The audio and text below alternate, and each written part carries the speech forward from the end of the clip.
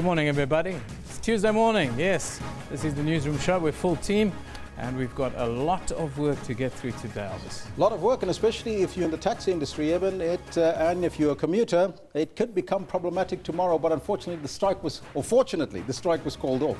And that's why what we're talking about today is the Uber taxis as well as the meter taxi drivers. We're talking about that today. Yes. And that's therefore the question then that we pose. Exactly. We'd like to find out from all of our viewers, what interventions do you think are required and needed in the Uber meter taxi war? Yeah, there's open war going on the streets of South Africa. Some people say that, well, they fear for their lives when they are in these Uber taxis now as the attacks continue. The Mystic Man says to us, I'm not against technological innovation, but consider the local first. Let's be fair. Village lizard can't be a crocodile in the city. Artini says, all meter taxi drivers must register their taxis with Uber company and work together. Well, Artini has got the answer for you guys. Can we work together, though? Busi says, tricky one. Most conservative maxi operators are technologically illiterate and cannot access finance. But subsidies and some training may help. Yeah, interesting. Keep tweeting us, of course. We're also conducting a poll, of course. The Communist Party here in South Africa, they've pronounced on the 2019 elections. They've got their Congress underway in Boksburg this week, Elvis, and we're running a poll to see where South Africans think the Communist Party is at. Of course, these are live pictures coming from Boksburg as you see them preparing for the event. Lots of pronouncements on whether or not the SACP should go it alone in the polls for 2019, Evan. And of course, a lot of people say they won't make it. But that's why we're asking our viewers the question, can the SACP go to the polls alone in 2019, Kendall? We've got 211 votes in so far. We're getting a lot of traction. 56% say yes, the SACP can go it alone in 2019. 44% are saying no, though. Interesting view on that. This one from Molo Wamokiri says it will be suicidal for the SACP to think it has members to choose between the SACP and the ANC. In fact, they're ANC members. Joseph says changes in leadership of my ANC would strengthen the alliance. The SACP going solo is trying to correct the wrongs with a wrong. And Musi comes in and says they can, but they remain tainted for now by their links with the alliance. Perhaps some hope in, say, 25 years, maybe they might rock the boat. Yeah, those are very interesting views. We'll be live here shortly with an update. We've also got the Transport Minister standing by to give us his views on, of course, the deal within the taxi industry. But in sport, it was the PSL Awards last night. Interesting in the fact that Manyama walked away with the top three, but, you know, well done to him. He's done extremely well. But top scorer with 13 goals? 13 goals. The Leslie Manyatela Award, 13 goals. Will we ever see 25 goals in our season? I hope so. I hope we get a young Colin Simbasuma come in or Leslie Manyatela and do this. But at the moment, goal scoring is quite mediocre within the PSL. But what are our viewers tweeting us, Kendall? Because we want to find out from you, what are your views on this, the PSL Award from last night? And we want to know what you think about what you saw last night, what was being celebrated last night. Malibongwe says the PSL should take away the top goal scorer award if the top goal scorer is less than 25 goals. Well, we just spoke about it. We shouldn't reward a player for scoring 13 goals.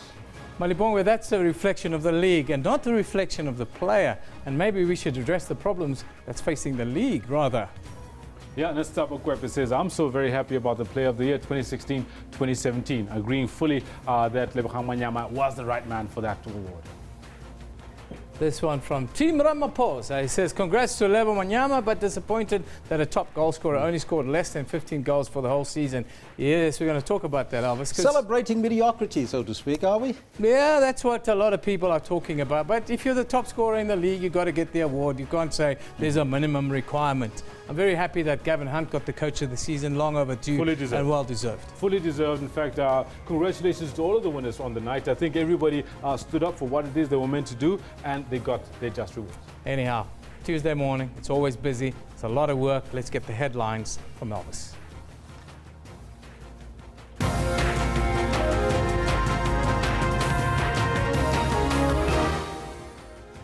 SACP General Secretary Dr. Bladen Zamande will officially open the party's 14th Congress this morning. The public protector, Busisiwe Mkhwebane, says her intention was never to change the constitution in her Reserve Bank recommendations. And the alleged mastermind behind the robbery at the office of the Chief Justice in Nkosinathi Msimango is expected to appear in the Randburg Magistrate Court.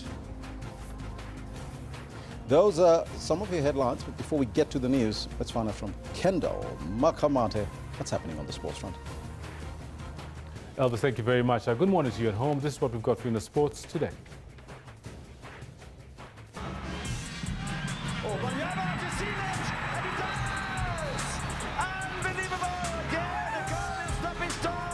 Lebogang Manyama has been a revelation during the 2016-2017 season. The skipper was central in the almost fairy tale story of Cape Town City, who pushed for both league and cup honours this season. Cape Town City's captain Lebogang Manyama wins big at the PSL Awards last night, bagging the top 3 awards, including the PSL Footballer of the Season and the Players Player of the Season.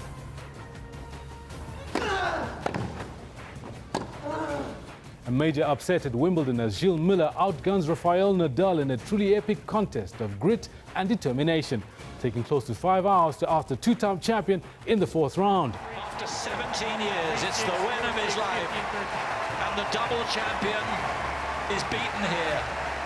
A titanic match. Would you believe it? Would you believe it? A short ball from Mark Wood on the point of tee, and Duminy has pulled it straight to mid-wicket. Proteas captain Faf du Plessis concedes that JP Duminy is fighting to keep his place in the team.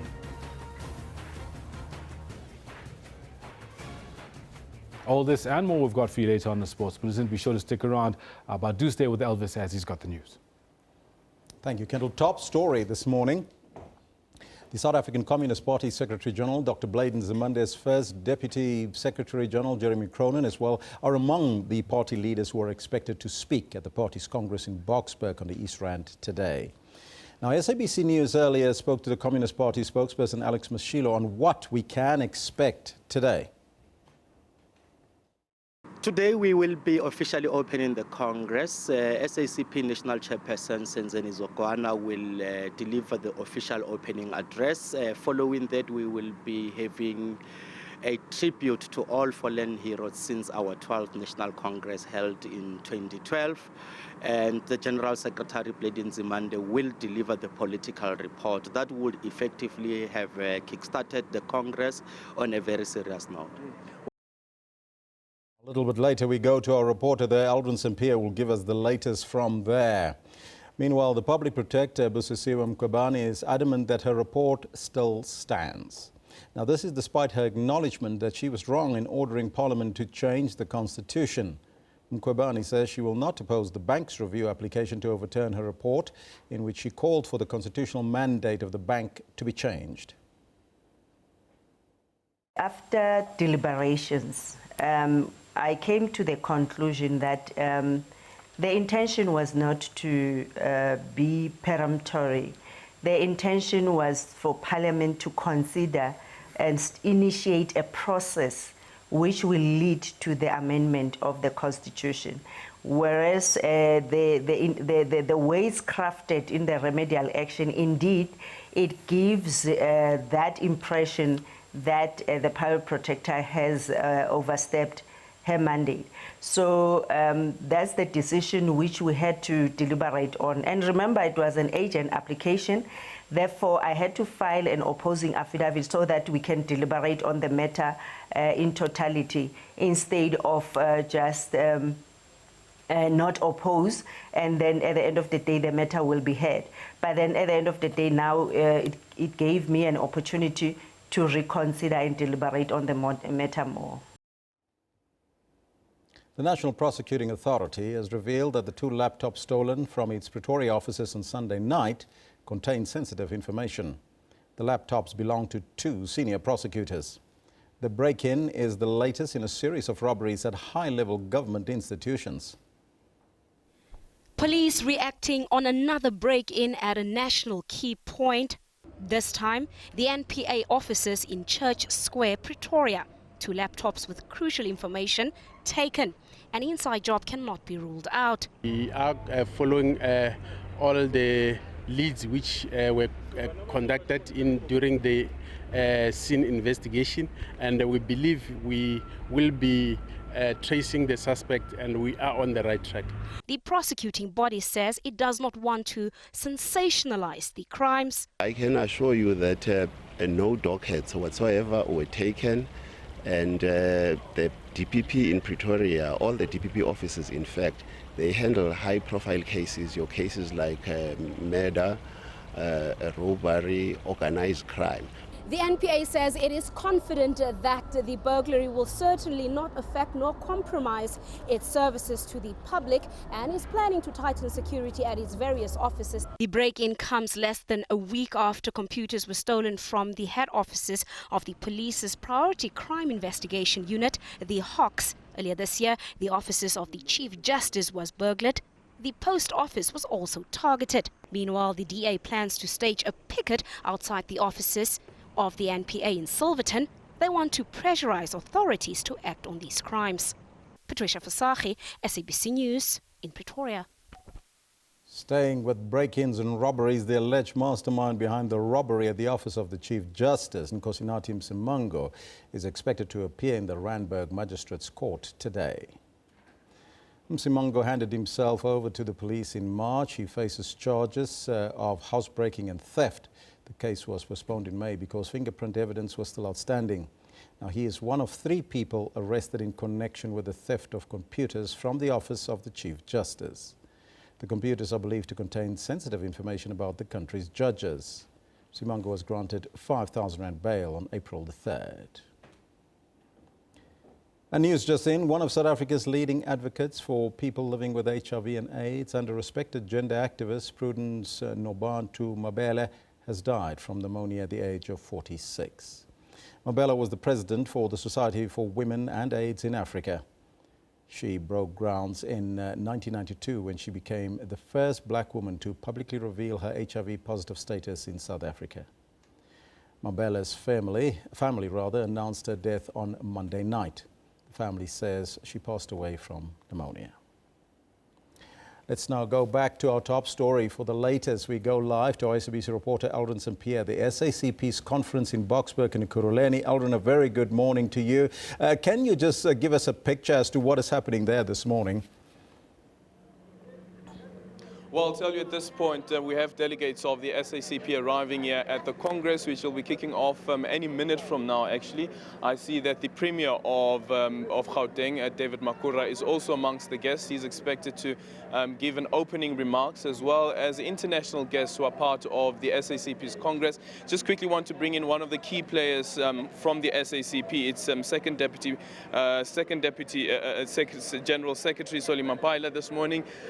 Soli, just quickly want to start, before we speak about the issues of the SACP and the Congress itself, there have been attempts on your life or threats against you. Where do you stand at the moment with regards to that in terms of your life, your safety? Do you feel safe at the moment? Well, definitely I have to feel safe, no doubt about that. The party has taken some measures to assist in protection, which is much thankful for me and my family. But obviously it's unacceptable that in a democracy you have thugs and criminals who wear political clothing to try and intimidate those that they differ with. That's completely unacceptable. And of course, it's not only against me, it's been against a large part of SACP leadership over the years, and we've taken measures to try and protect them. But ultimately, this is a matter that South Africans must deal with. We have now seen this thing extending beyond the political spheres, now against journalists, completely unacceptable behavior. So we believe that the police will take action. They've not done anything so far. We've heard a lot of talk from them, but nothing concrete in terms of action-wise for them to do anything, which is quite disappointing, by the way. How did we get to this level? How did we get to a level where democratic space becomes so polluted and so poisonous? It's politics of patronage, and that morally corrupts and decays the political and moral leadership. who believes that through intimidation, through abuse of resources and patronage, they can get what they want, no longer principles that matters. And I think that's the most regrettable part, that we could allow our movement to get into this level.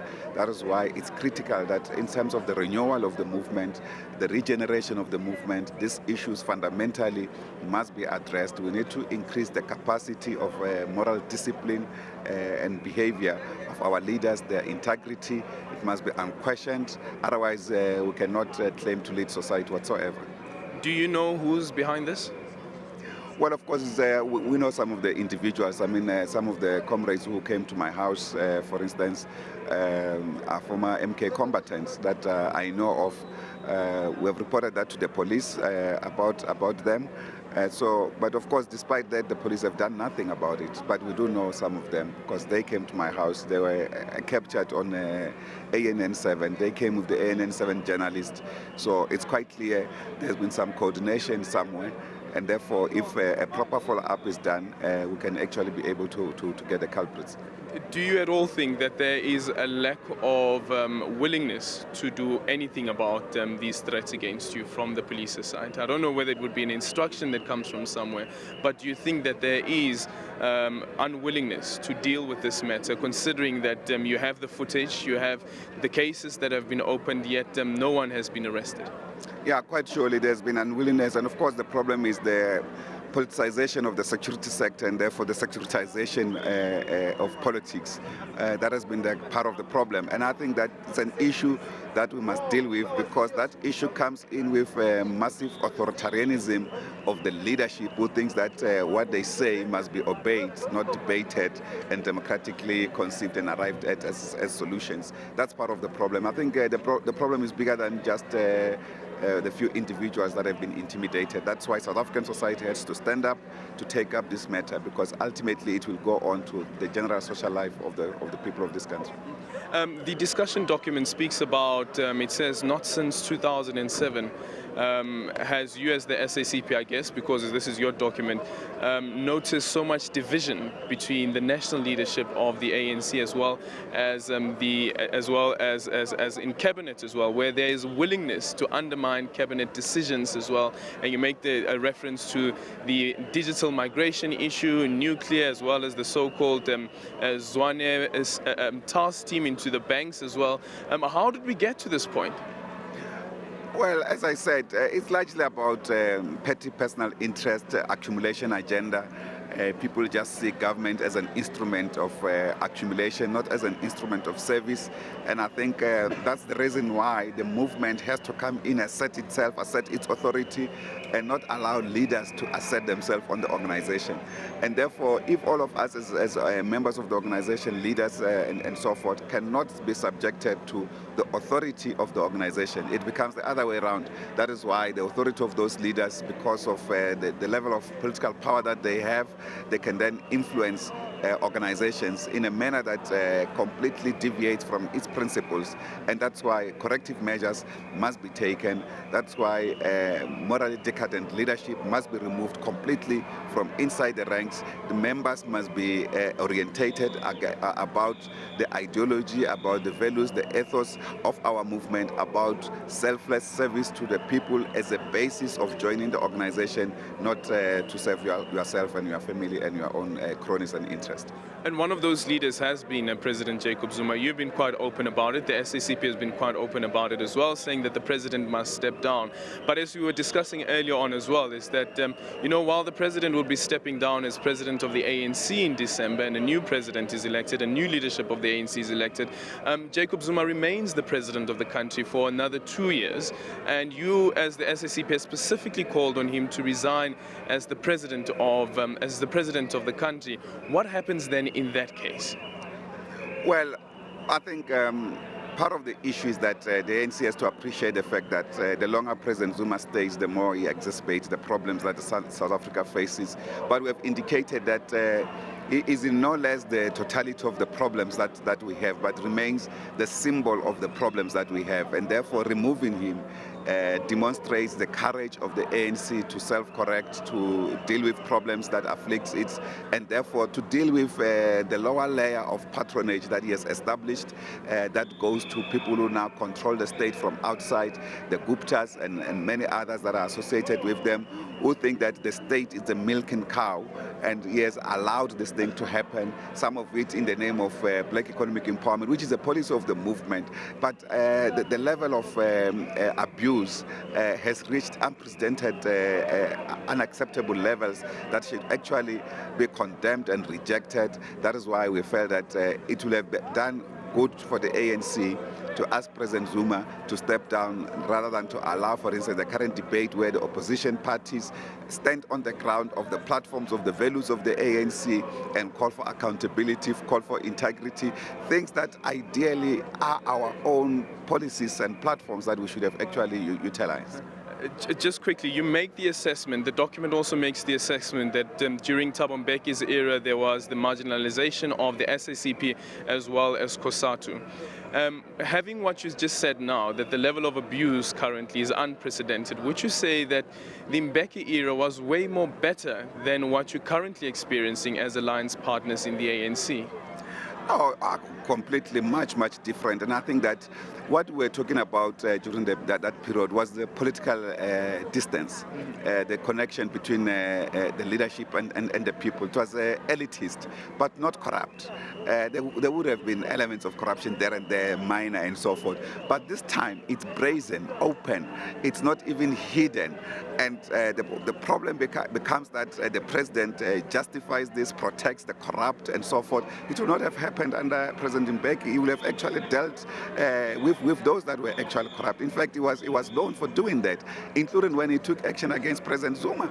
And of course, at that time, we saw a political motivated act and so forth, and we came behind President Zuma and so forth. But it's quite clear, huge difference.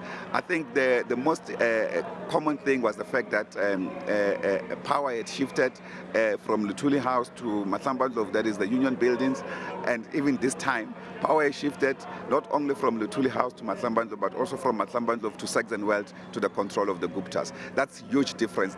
Would you say there's two centers of power if the power is in Matlambandlov and Saxonveld?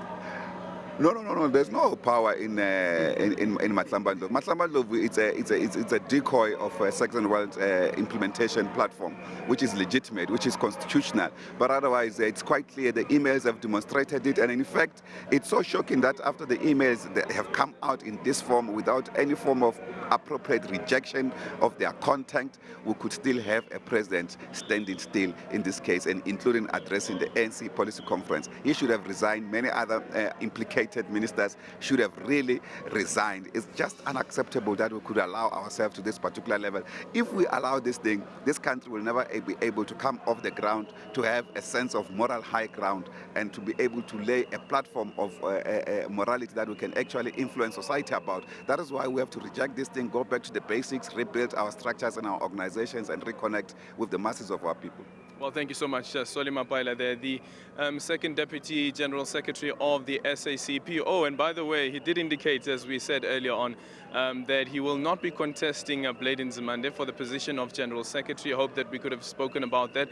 But there are 5 more days, or 5 days of this conference that will be taking place, and those are issues that we can definitely continue to delve into, as well as some of the issue, as well as policy proposals that the SACP is making. It's back to you guys in studio.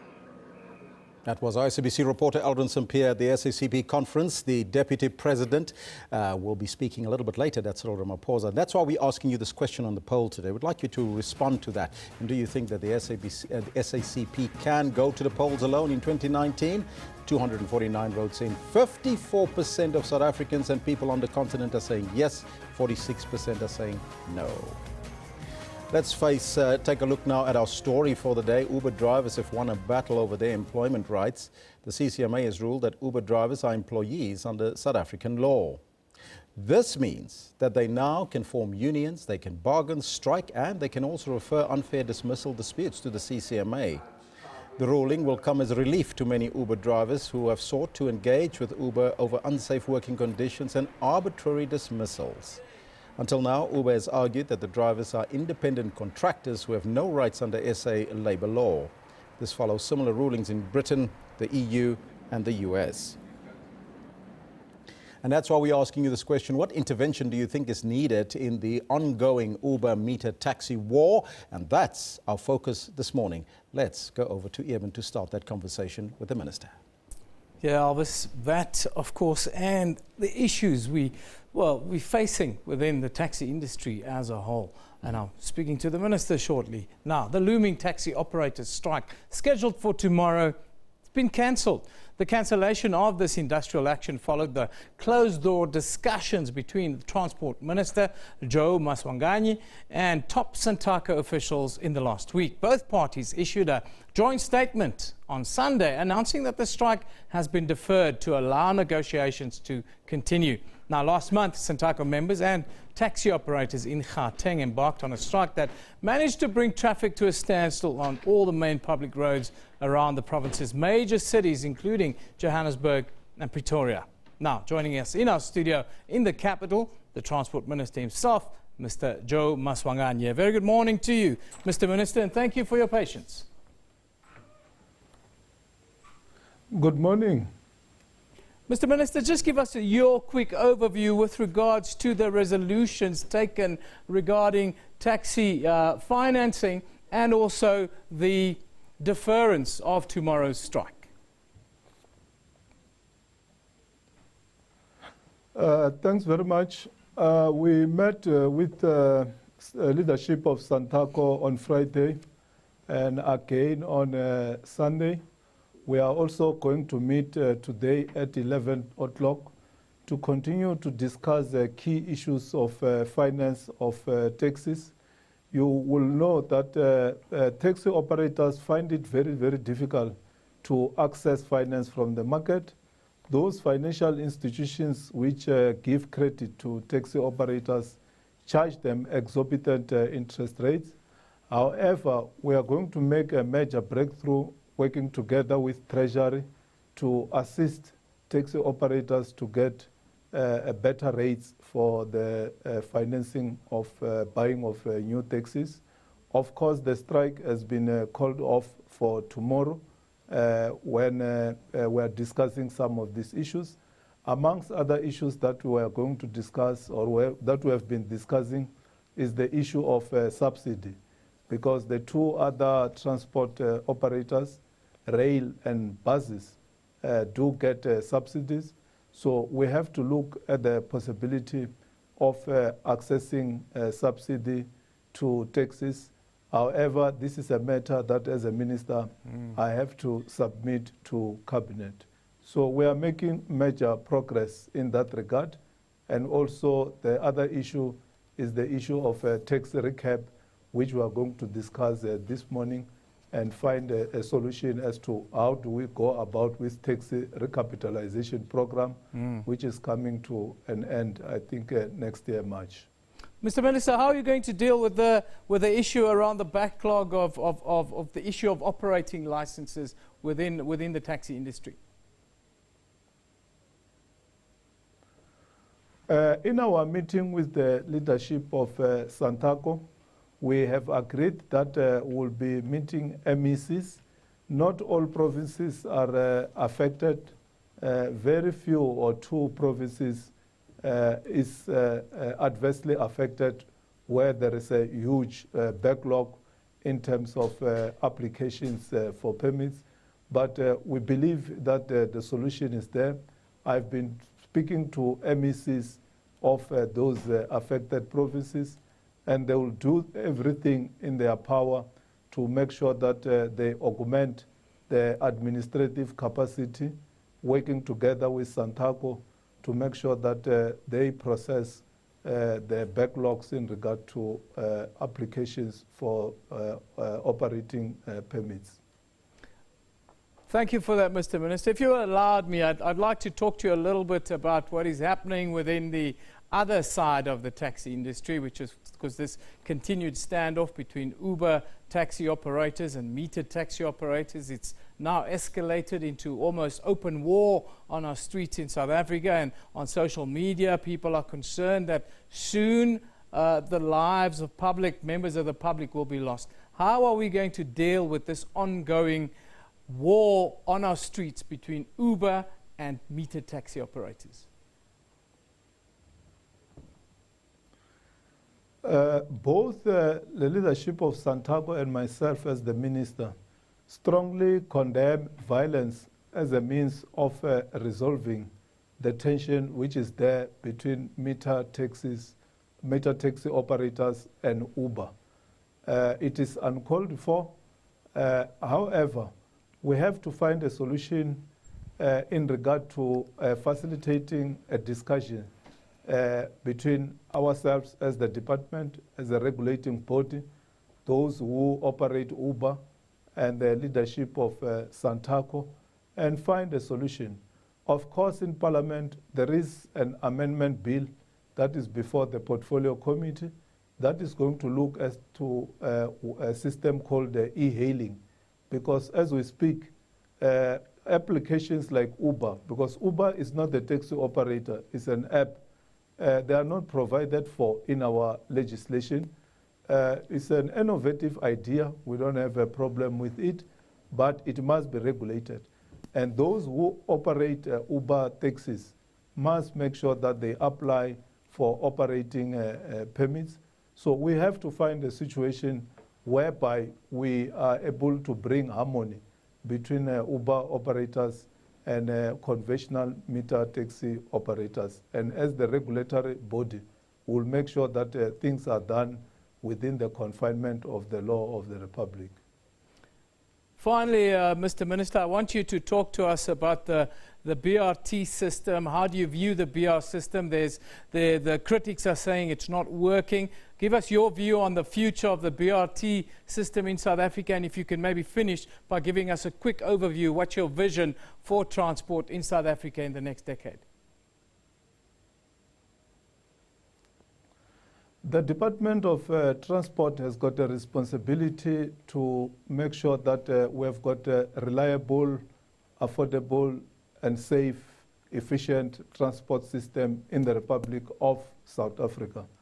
And we are doing everything in our power to make sure that we invest in the rail program.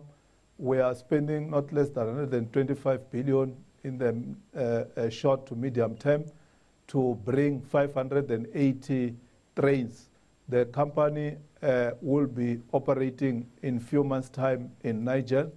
We are making sure that in the bus sector, through operating together with the private sector, we have the BRT system.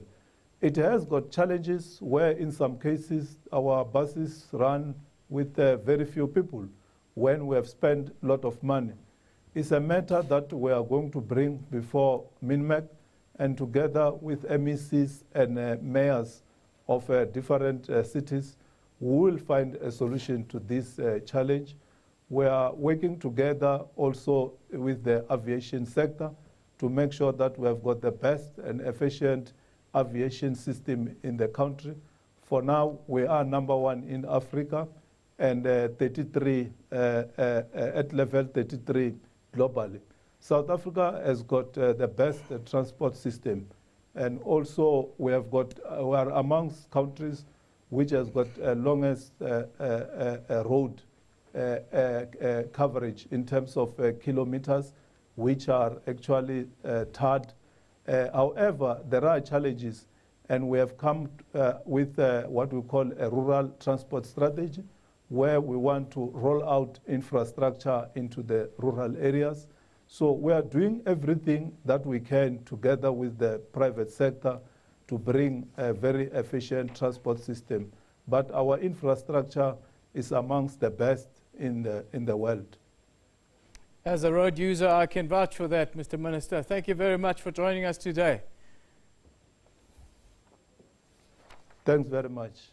That's live from the capital. That was our Transport Minister, Mr. Joe Maswanganyi, talking to us about the overall state of public transport here in South Africa. Of course, we're asking you about another hot story in the transport sector. That, of course, is the ongoing war between Uber operators and meter taxi operators. And we're asking you, what intervention do you think is needed in the meter taxi Uber war that's ongoing? Let's have a look at a couple of your tweets, what you guys are telling us about this. Now, Nazim tweets us, he says, meter taxis need to find their own strategy to compete with Uber. Interesting one, Nazim, I spoke to them and they say they are developing an app. When that app is going to see the light is a different story. McRob says, meter taxis should just be innovative, like SAA fighting BA for innovative and improved service to the customers. Uber is the future, says McRob. Sibusisa says, increase police visibility and presence, as previously done to the taxi and BRT bus feud. Yes, Sibusisi will certainly put that forward to all the stakeholders here. Now, let's go into social media quickly. Tell you what are the hashtags that you can look at. Of course, South Africans, they love their sport. So we're starting with the top trend. That's the PSL Awards, with the Football of the Season award going to Lebogang Manyama. Here's Cape Town City. Also, Coach of the Year, well, Gavin Hunt. Then, of course, causing a lot of unhappiness in Mpumalanga, the 4 lions have escaped the Kruger National Park again. Earlier in the year, 5 lions escaped and only 4 were captured and returned to the park. Now, if you see these lions, please contact SANParks or run, one of the two. And police are monitoring the situation in Diepsloot this morning after protests broke out there yesterday. Hashtag is Diepsloot.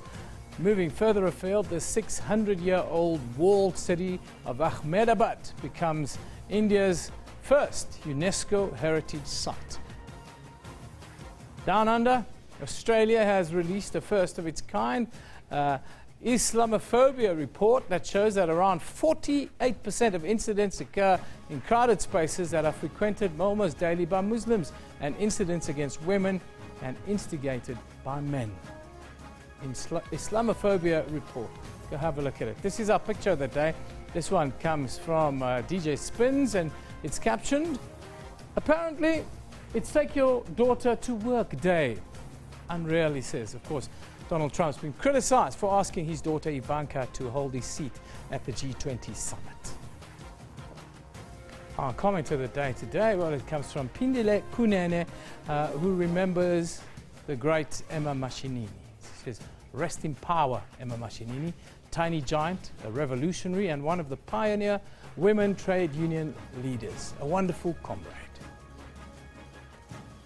Now, let's see what's happening in our courts. We'll start here in Johannesburg with a case against a 22-year-old man accused of molesting more than 20 learners at the Parktown Boys High School in Johannesburg.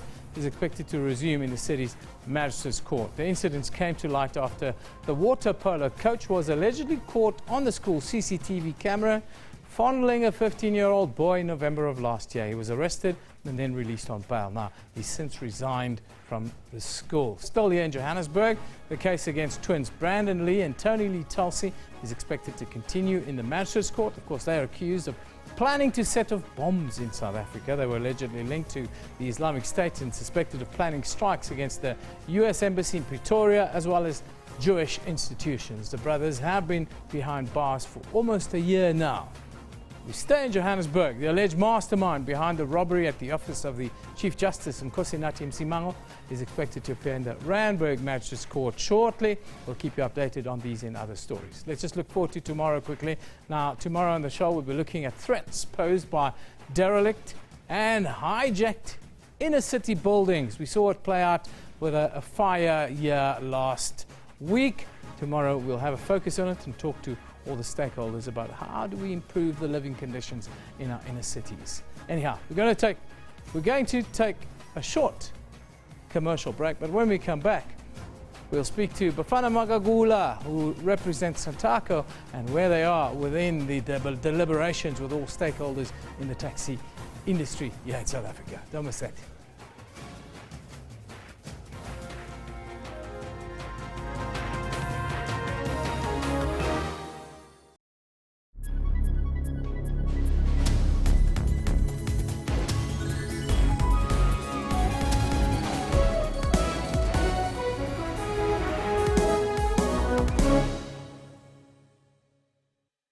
Kilimanjaro, majestic and mysterious, 27 climbers. 5,895 meters, 5 days, trekking in honor of Madiba and for underprivileged schoolgirls. In just 5 years, millions of sanitary towels have been distributed countrywide. The target to reach 2 million needy girl children by 2020. It's time that as men, we must actually pick one sanitary pack. We can touch one girl through this initiative. SABC News will again be documenting the arduous expedition. The climbers have one goal in mind. To pledge support for a month's supply of sanitary pads, SMS Gillian or Tabo M to 42513. The South African team hopes to summit Uhuru, Africa's highest peak, on Madiba's birthday, July 18th. Why is there a dispute over who is the rightful heir to the throne? What I can say is that Masindi is a woman. She's a girl. She's a girl child. Because I think that if she was a male, there's no way that anybody was going to dispute the fact that she is the rightful heir. Do you recognize her as your rightful heir? Yeah, no, I will definitely say that she is my daughter. She grew up there. What is the intention? I want my throne. Join me in Port Said live every Monday to Thursday at 17:30.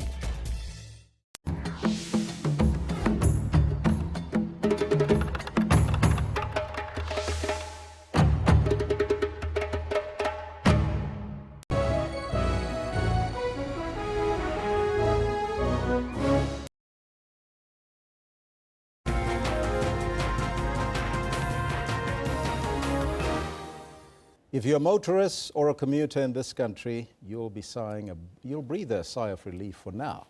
With the planned taxi strike that was supposed to be planned for tomorrow, it was supposed to be a nationwide strike that has been called off.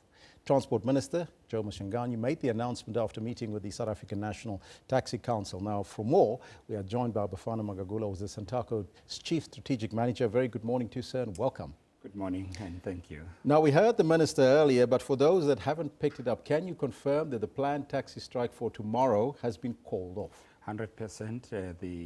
There's no more strike tomorrow. And this has been confirmed by the meeting that took place on Friday with the Minister, and of course on Sunday, and also the meeting that continues at 11 o'clock today, this morning. Why did you call it off? Look, when you need something from someone, and someone gives you the table or open the doors for you to bring your negotiations or your troubles forward, you don't have a reason then to continue fighting. Now the doors are open, because that's what we wanted. We wanted to be heard, and now the chance to be heard is being given to us. So there we go. And this is what our commuters want, and this is what our operators want: improvement, not violence, not blocking the roads as such. Yes. So last month the strike that we saw was because the door was locked and you wanted to open up the door. Of course, yes. Yeah. Now, what were some of the agreements that was reached between yourselves and the department? Look, one is that now we can talk about subsidy. Anyway, in the minister's budget speech, he has already indicated that there is a need. Taxis must be subsidized, and so we felt that it's been a talk all the time. Now, really, those talks must be the walk now, and the minister has confirmed himself now that he is prepared to walk the talk, and definitely it makes us then to say, right, let's give the minister a chance. Now, that's a very important point, because I know you have other issues, but let's stick with that one just briefly. Subsidy, from Santaco's perspective, what are you looking at? Look, at this point, because there's still going to be negotiations, we don't want to open much in public, because it might jeopardize our negotiations. However, briefly, we're looking at the passenger being subsidized, or at the commuter being subsidized. And I think then the nitty-gritties of that will come from the table, and given a chance, we will come back. And Now, we know break that the it meeting through. is continuing this morning. The Minister said that earlier. But are you happy so far with the outcomes of the first meeting that started? Most definitely, and that is why we had to go public and say, why going on with the strike? Let's suspend the strike and then until we see if we're making progress. So we are happy. There are others that are suggesting that this was perhaps blackmailing and holding a gun to the head of the minister. Your thoughts? Well, people, you know, a judgment of a person, looking at you, I can judge you any way I judge you, which which is not what it is. My judgment might not be right. There is no gun pointed at anyone. I mean, we were protesting just like any citizen of the country will protest for his rights. Mr. Morogoro, what are some of the other issues that was highlighted in this meeting? The Minister talked earlier about the recap program as well as the finance, which was an issue the last time you striked. Precisely, and some are the payment issues. Where you find a member or an operator is waiting for his permit for 2 years, and there's impoundment taking place, which we believe it's unfair when the backlog is with the department and the same department impound our vehicles. So that is also on the table.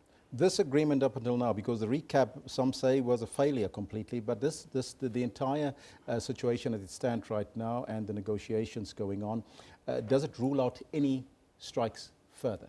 I wouldn't say it rules out any strike further. It will depend on what necessitate a strike if there's going to be. However, if we get all what we want, which is possible and sometimes not possible, then there will be no need for a further strike. But to be honest, you cannot confirm whilst you are still talking to say completely it will never happen again. From the financing perspective, now, what do you expect to come out of that? Because it's a critical issue, isn't it? Well, look, one, the interest rates were the major problem. If you buy your I'm not promoting any brand here, but if you buy your small vehicle, 1 million rand worth of a vehicle, your interest rate is what, 11–10%. And it is just your car to use alone. Now as a taxi, you buy a taxi that is assisting government in transporting its employees, running the economy of the country. You charge anything between 18% and 28%. It is definitely ridiculous. Are you confident that we might see an end to all the negotiations and the violence within the taxi industry? We're very confident. We are there and prepared to face and address all challenges, and we are definitely confident. Mr. Magagula, I thank you so much for your time and You're joining most us. And welcome. good luck with the negotiations. It's continuing at 11 o'clock this morning. Thank you. That was Bafana Magagula, who is Santaco's Chief Strategic Manager, and of course taking a look at the issues within the mini taxi industry. Let's now go over to Yeben to take a look at some of the newspapers. Yeah, thank you very much, Charles. We'll start in New York as we look internationally. The Times reports, the New York Times that is, that despite deep policy splits, President Donald Trump sees market for his brand of conservatism in Europe. Then in the UK, The Guardian reports that Theresa May has been accused of insulting teachers by offering them a 1% pay rise after she refused to bow to pressure from some Tory MPs, Labour and trade unions to begin easing the public sector wage cap. Finally, in Australia, The Australian reports that Bill Shorten says Malcolm Turnbull's declaration that Liberals will never be a Conservative party shows he's forgotten his real job. Now, back to the story of the day. A little bit earlier you heard Transport Minister Joe Maswanganyi condemn the ongoing violent attacks on Uber taxi operators, allegedly by conventional and meter taxi groups in and around major cities, countrywide, that is. Now, Mr. Maswanganyi says government is trying to find solutions to harmonize the working relations between the different modes of taxi operators. He says licensed Uber taxis have the right to conduct business like any other entity or company in the country. Now joining us in studio is Mr. Ruben Mzaiya, who's the spokesperson for the Gauteng Metered Taxi Association. We did invite Uber South Africa, but all of our attempts to get them into studio have failed. They're just prepared to release a statement. Mr. Mzaya is here to talk to us about this. Very good morning to you, sir. Thank you for being with us. Good morning, sir. Good morning to the people at large. Now, I want to start by asking you, last time you were here, you pointed out to me that you guys want Uber to be kicked out of South Africa. We're still saying so. You're still saying so. You don't want them to operate in South Africa. Tell me why. In a normal society where the government cares about its own people, the way Uber came to South Africa, that is one of our prime objectives. If you compare other countries like Germany, Uber is operating in Germany, but it didn't just came and operate. It was redirected to the operators, and it didn't change anything. Now, one of the things that Uber is operating a parallel structure. We as taxi industry, including minibuses, we are compelled to register our operation through the Department of Transport. And even our tariffs are regulated. Uber is not even accountable to the government, yet it is operating. That we even went to Parliament on the 21st of September last year through our submission to the NLTA. And the MPs in Parliament acknowledge that Uber, the way it came about, it was totally unacceptable. Now the minister is saying himself, what he's saying is not a solution to what wants to happen. But because they acknowledge Uber is illegal, is an app. Now, the app is just an addition to what we do two-way radios. So if it was in a normal society, they were supposed to redirect it to the meter taxis. I think you'd agree with me if the minister says they have a right to operate and we live in a free market democracy, then they have a right to operate and you can't just kick them out. Are you prepared to work with the minister, work with government to find solutions going forward, like standardization of rates and maybe even cooperating with Uber going forward? Well, the cooperation with Uber is out. Let me be honest with you. Now, the minister doesn't mention Uber as an entity. He's mentioning Uber operators. Let's separate the issues. Uber on its own it says it's not a taxi, it's an app. Now, how can you operate it? The app it cannot be operated in isolation. Let's understand the facts. So we are prepared. We shall be meeting the minister, by the way. But the issue of Uber is on top of the agenda. Now we're talking about app. Already ourselves are developing our own app as taxi operators. Let's be honest. But you want the other app kicked out? The illegality of Uber. Let's separate the issues. We're not talking about the app on its own. App cannot operate in isolation. App should be operating with meter taxis. You understand what I'm saying? But in the modern world, this is how the world is changing, and we all have to be open to change. Can I give you a simple example? Uber is not a panacea to everything. Let's be honest and be realistic. But neither other countries, China, which I'll be going to it, China is managed to protect its citizens, and Uber failed in China. Yes, because but they have a strategy across all of the internet applications, and they're a world leader in that space. But let's not argue about these points. Let's talk about the violence, because the violence is concerning, I think, to the members of the public out there. People are being pulled out of Uber taxis and forced to get into other taxis. These are things that are being reported on now. Some people are claiming we're not far away from seeing the first casualties in this war. How do you view that? We condemn the violence as the industry. But let's look at this issue not in South Africa in isolation. Last week, Spain was the same violence about Uber. Last week. And different countries who protect their citizens have taken action. The last country up to now is Italy. Italy has kicked out Uber in Italy. Then it was following in the footsteps of Denmark. And all these are because the government doesn't take any action. Look, we started to object about Uber 3 years ago. The MMC for transport, the former MMC for transport waters in Johannesburg had a meeting in Marentia to solve this problem. So what do we do as meter taxis? Because we have marched, we have blocked the highways, we have written letters which the government take as love letters. So what must we do? So you believe that violence is the way to get government to take action? We condemn, we never. Actually, this violence is regarded as meter taxis. Uber is also perpetrating violence. Last week, Wednesday, 4 cars in Tshwane were destroyed by Uber drivers against meter taxis. Uber is playing as a victim. It's portraying itself as a victim. It's not a victim. All of these things happening both sides. And it's not us who are condemning as a leadership. But what can we do? The public are saying, you saw some of the tweets Yes. a little bit earlier. The public are saying to us that you have to adapt. If you want to survive in the modern world, you have to adapt. What do you say to the public, to the members of the public who hold that view? As I said, we are already in the process. In 2 months' time, we shall have our own app. That is part of it. Actually, You want your own app, but you don't want competition. Listen, we have got what Uber is what we call it e-hailing. It's not Uber is just a name. Let's put the name away.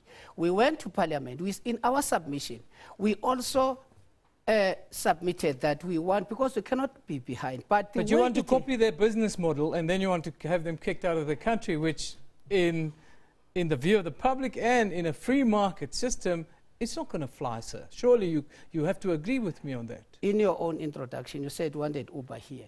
I've been in many instances where Uber doesn't want even to pitch up because they know that they are wrong. You understand? Hence, we are saying if it was normal, Uber was supposed to be redirected to meter taxis. Now, any introduction, it doesn't come like a rain. Yes. It starts small, bit by bit. We have learned, let me put it that way. But in our learning, we are also having, because look, we are also protecting the meter taxi operators, because Uber, once they kick you out, we are gone out of business. We don't want to be, slaves of Uber. We want to have our own. I would like to leave you with a quote, and you respond to me with this quote. No problem. Charles Darwin, he said, "It is not the strongest or the smartest of the species that survive. It is the one that is most open to change." We are changing. When I said we are opening up our own app, where the meter taxi, by the way, have a 50% stake in ownership. I'm not talking about somebody who come, Uber just slaves of somebody from San Francisco. Because if you have got, there are many operators in Uber who come to us, say, we had a quarrel with the client, but I was kicked out with that app and I had a burden of 200,000 to pay for the car. In conclusion, the public saying that Uber has made it cheaper to take ride taxis, and that you guys have been ripping them off for too long. That is a fallacy. You saw some of they say Uber is very expensive. Uber is like a drug. They want you for 4 radius kilometers to charge you less, but the moment you is out there is more expensive. There are people that I can give you to say, to Pretoria, just to be honest to the public, we charge 600 rand to Pretoria. Uber is charging sometimes at a busiest time more than 1,000 rand. Chief, we have to leave it there. We're running out of time. Thank you for that. But I thank you for coming in today and talking frankly to me about these issues. I hope you can ask the members to maybe hold back on the violence a little bit. No, we have told our members, but it's not to say there's no instruction to say, let's go to the war. Well, there are no generals here who say, now our troops are there. You are not a general, sir. No, even if we are generals, we have not given orders for troops to go to the war. Okay, sir. I hope you don't embroil our members of the public in the war. But thank you for coming and talking to us. We have tried to get Uber here, and I'll speak to some stakeholders in the next hour and find out why Uber are so media shy. They are certainly very media shy, and maybe therein lies part of the problem that you're also facing. I thank you for coming in today, sir, and facing the music. That's what it is. This is the Newsroom show. Mr. Ruben Mzaiya is the spokesperson for the Gauteng Meter Taxi Association, and that's where a lot of the incidents of violence, burning out of cars and so forth that we've seen here. And Mr. Mzaiya tells us, well, it's out of necessity that they are doing what they are doing. What do you think? Tweet us. I'll take your tweets at the top of the hour. We're 2 minutes away.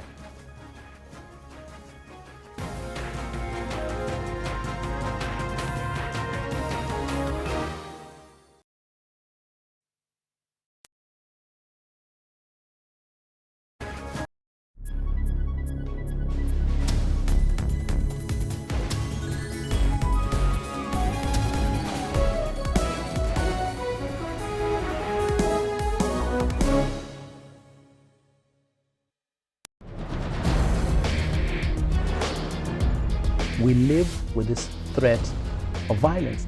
This is a strange and weird thing, if you come to think of it. So we don't live in a society, which is where the question is, We want to live in a society where we trust that we will not be violated.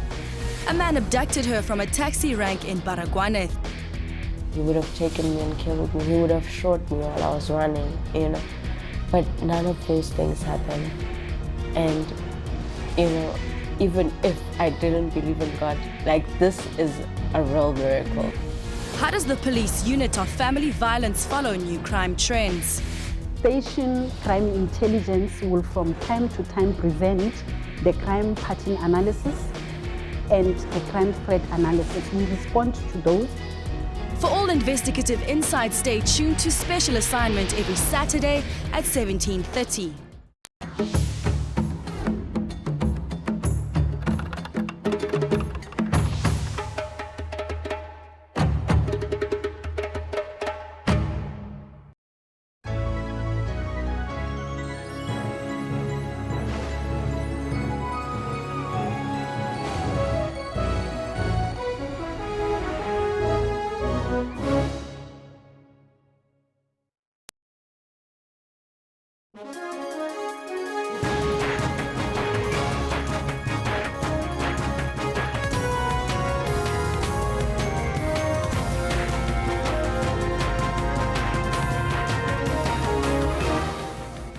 Welcome back. A very good morning to you once again. Yes, I hope you've enjoyed that first hour. We certainly did, talking about issues that affect you. News you can use. Yes, the Uber war here in South Africa. You are Uber user, and what's your experience so far? I've used Uber on many different occasions. In fact, my family uses it. Sometimes the little children will be sent with a nanny to go to a class, you know, that kind of thing. So Uber has become integral to what we do in our daily lives.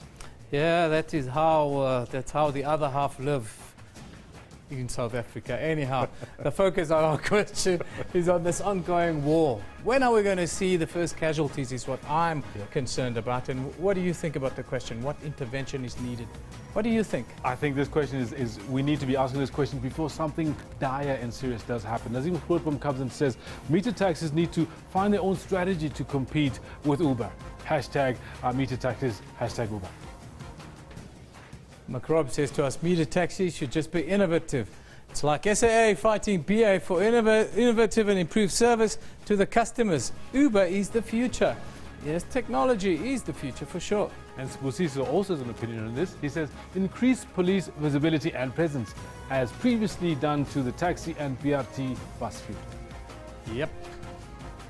There's a sense that violence will get an answer from government. I'm not sure about that. Anyhow, of course, the SACP, well, the Communist Party, they're having their National Congress in Boksburg right now. You saw that a little bit earlier. Of course, we're running a poll. There are pronouncements within the SACP that they're going to go it alone in 2019. Well, we want to find out from you. What do you think about that? Can the SACP go to the polls alone in 2019? Will they succeed? 290 votes in, 55% say yes. That's very interesting that the slight majority think, yes, they can go it alone and they'll be successful. Interesting. Interesting one. What are you guys tweeting us on the SACP? Peter Mufokeng says, alliance party politics is no longer relevant in South Africa. It was good to defeat a apartheid government. We need various alternative parties in 2019. Yeah, interesting. Multipolar is the power. Voters SA says, depend on the outcome of the ANC conference. That's the one in December, one would think. Artin Imbela says, yes, it's high time for the SACP to be alone. The ANC leaders are killing the SACP leaders. Alliance is not working now. Yeah, interesting from Artini. Of course, we're also running a question of the day around the PSL Awards last night. And our viewers are saying that we are celebrating mediocrity. Yeah, what do you like say? A lot of our viewers are saying exactly that. You know what? No, I would not. It's not too hard to say that they're celebrating mediocrity. 13 goals, top goal scorer, well done to Lebogang Manyama, but surely he should have been put to the test and made to score more goals to get that award, but that's what it is. I'm really worried that the big teams in South Africa seem to be struggling. Is it management? Is it... what is it? Yeah, I think it remains to be talked about. We should do that. Siafana Zulu Show says, congratulations to all the winners. They worked very hard to get these awards. You're right, Siafana. They did work very hard throughout the year. Let's not diminish the achievement. You can only do or play what's put in front of you. Oscarine says, Rob, that should have been the goal of the season. It even made headlines worldwide, says McRob. Yep. McRob, did you vote? He didn't vote, probably, Macrob. Did you vote, my friend? Please let us know, Rebecca. I would really like to know, because you know what, a lot of people have been speaking about Oscar Green, how he got robbed. Yeah. But you know what, they probably didn't vote. Nazim Khurupum says, I'm not happy with the top goal scorer award. 13 goals a season. This is not a lower league. Hashtag PSL Awards. Leslie Manyatala Award. Yes, it's always been the pinnacle in South African football. 13 goals is not enough, you guys are telling us. Anyhow, keep tweeting us. We'll talk about that a little bit later, just before we go to sport at 10:40 with Kendall. Right now, the top stories.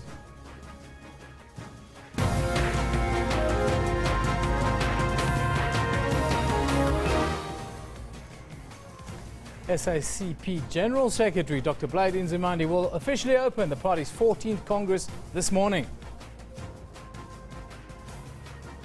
Public Protector Busisiwe Mkhwebane says her intention was never to change the Constitution in her Reserve Bank recommendations. And the alleged mastermind behind the robbery at the office of the Chief Justice, Nkosinathi Msimango, is expected to appear in the Randburg Magistrates Court this morning. Those are the top stories in news right now. Let's go over to Kendall for sports. Eben, thank you very much for that. Good morning to you. This is what we've got planned for you for the sports today. Oh, Banyama to see it, and he does! Unbelievable! Again, a goal in stoppage time!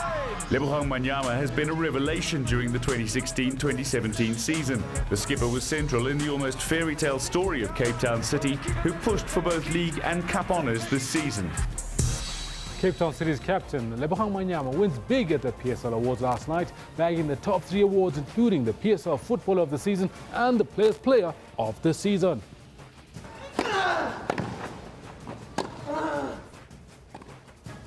A major upset at Wimbledon as Gilles Muller outguns Rafael Nadal in a truly epic contest of grit and determination, taking close to 5 hours to oust the 2-time champion in the 4th round. After 17 years, it's the win of his life, and the double champion is beaten here.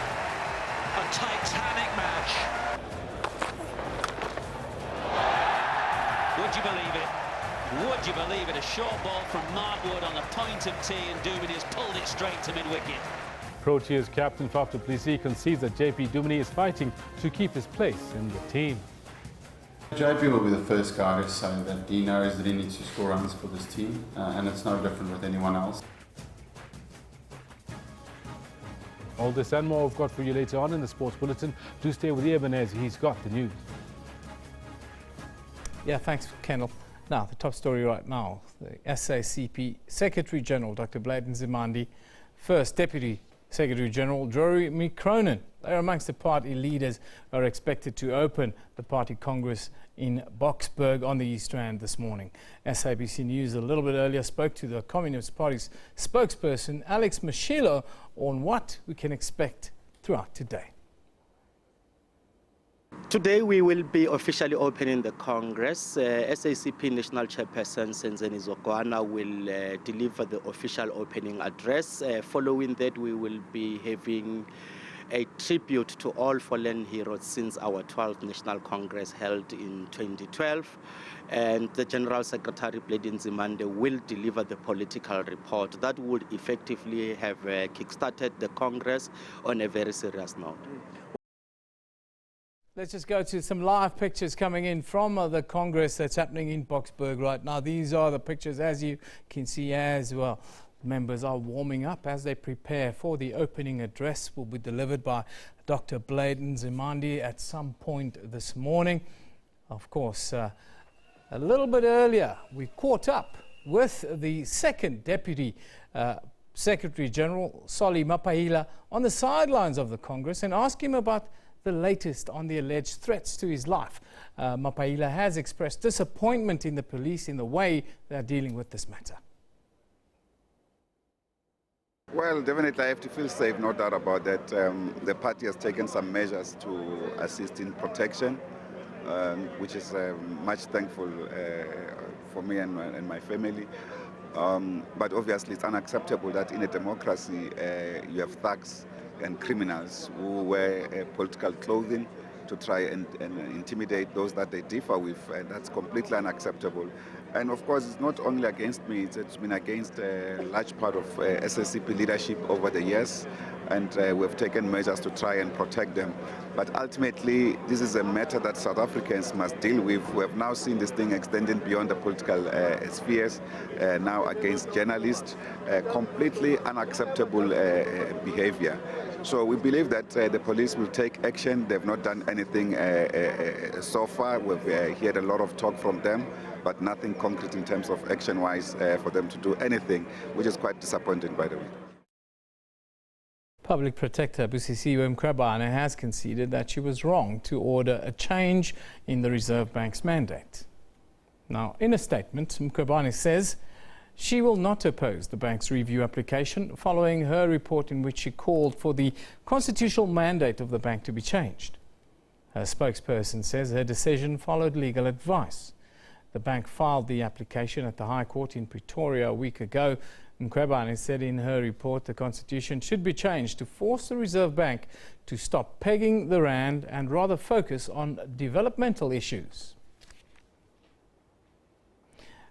The National Prosecuting Authority has revealed that the 2 laptops stolen from its Pretoria offices over the weekend contains sensitive information.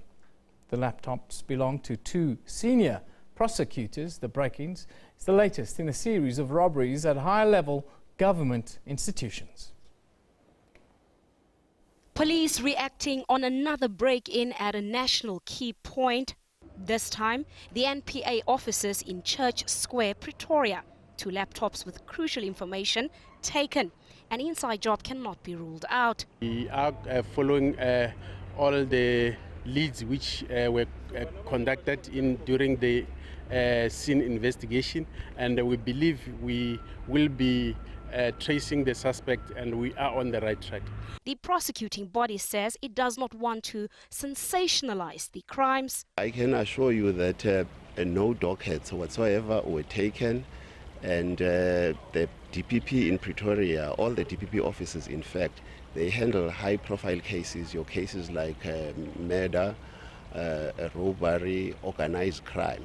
The NPA says it is confident that the burglary will certainly not affect nor compromise its services to the public and is planning to tighten security at its various offices. The break-in comes less than a week after computers were stolen from the head offices of the police's Priority Crime Investigation Unit, the Hawks. Earlier this year, the offices of the Chief Justice was burglared. The post office was also targeted. Meanwhile, the DA plans to stage a picket outside the offices of the NPA in Silverton.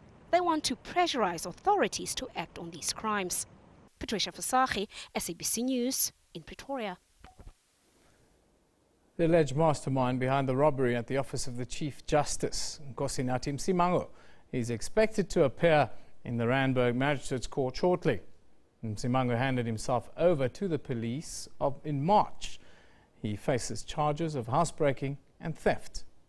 The case was postponed in May because of fingerprint evidence that was still outstanding. Msimango is one of 3 people arrested in connection with the theft of computers from the office of the Chief Justice. The computers are believed to contain sensitive information about the country's judges. Msimango was granted 5,000 rand bail on April the 3rd. One of South Africa's leading advocates for people living with HIV and AIDS and a respected gender activist, Prudence Nobantu Mapele, has died of pneumonia at the age of 46. Mapele was the president for the Society for Women and AIDS in Africa. She broke ground in 1992 when she became the first black woman to publicly reveal her HIV-positive status in South Africa. Mabele's family announced her death on Monday night. The family says she passed away of pneumonia. Now, Uber drivers have won a battle over their employment rights. The CCMA has ruled that Uber drivers are employees under South African law. This means that they can form unions, bargain and strike, and can refer unfair dismissal disputes to the CCMA. The ruling will come as a relief to many Uber drivers who have sought to engage with Uber over unsafe working conditions and arbitrary dismissals. Until now, Uber has argued that the drivers are independent contractors who have no rights under South African labour law. This follows similar rulings in Britain, the EU and the United States.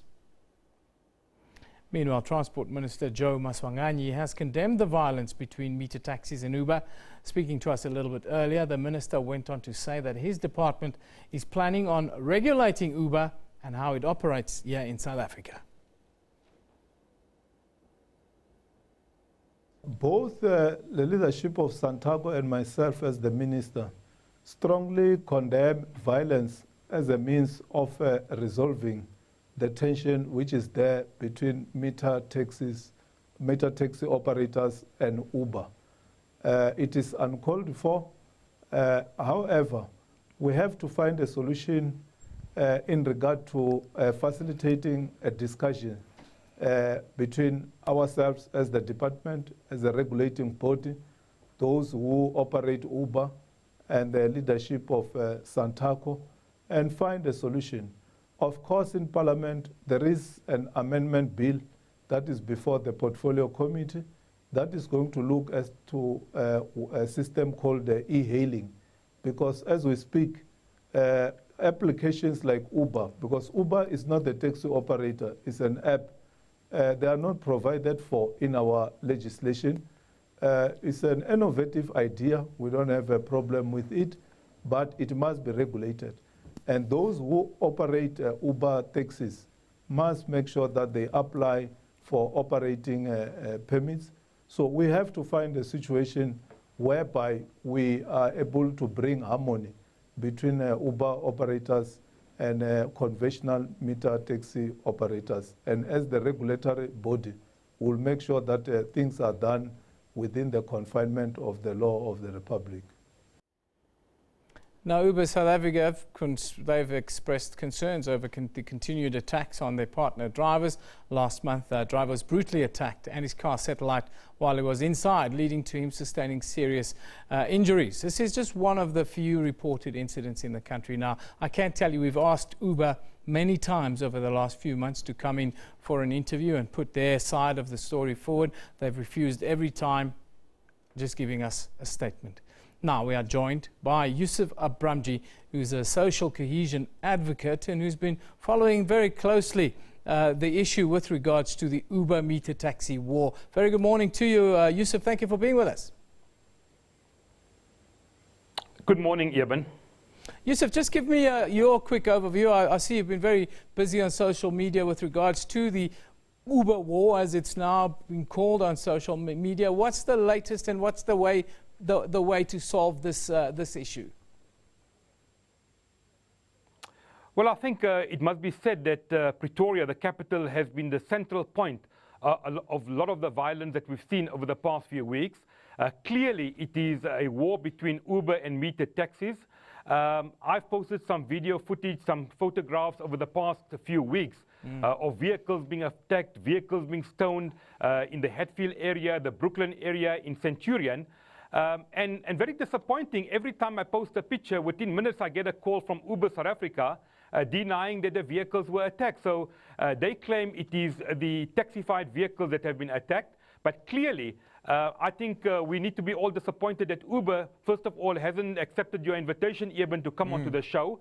I gave Uber a call yesterday. They gave me, submitted some information via email, and I'll go through one of the two of the points they've raised. But we are dealing here with a very intense war between either the taxified taxis, the metered taxis, and Uber. Now, Yusuf, before we carry on and talk about interventions and these kinds of things, why do you think Uber have taken on this very media-shy posture with regards to this? It's almost like they don't want to take responsibility a little bit for what is going on. It certainly is very concerning, isn't it?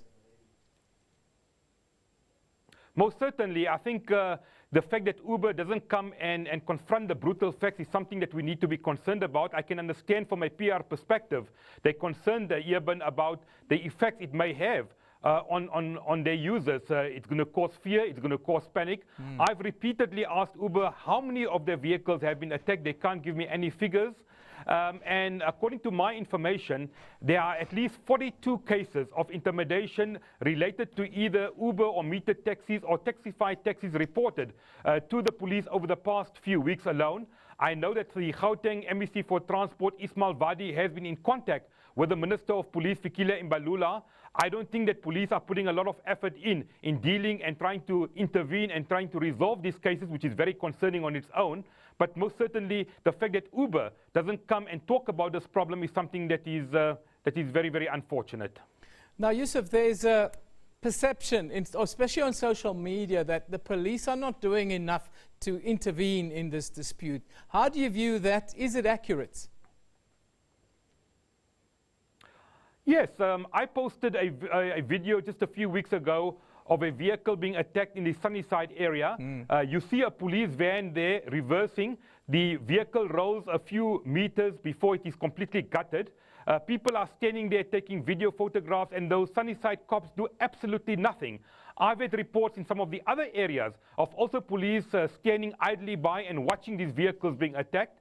Whether it is taxified taxis, whether it is Uber taxis, the mere fact here that police are not acting is something that we need to take up and we need to be very concerned about. The violence needs to be condemned. It's clearly a war, a territorial war. It's a control of the area. And I think government needs to intervene. I'm happy the Minister of Transport mentioned earlier that there needs to be some regulations. These Uber drivers need to be regulated. I believe Uber is talking to government to try to regulate them and get the licenses in place. But the mere fact that the police are not acting as we expect them to act is something that's very, very worrying. And I also believe that out of the 42 or so cases reported, very few arrests have been made, which is a worry on its own as well, Eben. You're talking about that regulation, Yusuf, and we heard the minister say they're going to intervene. What kind of regulation? Do you think a standard fare? Do you think a regulation where these kind of app-based service providers have to be scrutinized a little bit more? Are those kind of solutions going to solve this problem? Well, I think let's again repeat. Uber is simply an app as far as we know. It's a very innovative app, and we know that technology is the future. I'm very involved with the Namola safety app, which works on the same principle as Uber. You press one button, you get help. It's GPS located, and that's exactly how Uber works. And that is why I think the regulations are not in place. But I think it's a simple matter. The operators have to apply for a license. You give them the license, and I don't think there could be a fixed fare. Competition is healthy. And the mere fact that thousands of people are using Uber, it shows what an effective service it is. And Uber is very popular. It's a reliable service. There have been a few incidents of rogue operators across the world. But I think generally speaking, Uber is something that we need to support. And just by the way, let me go quickly even through one of the points or some of the points that Uber has made in an email to me. They say here that they take the issue of driver safety very seriously.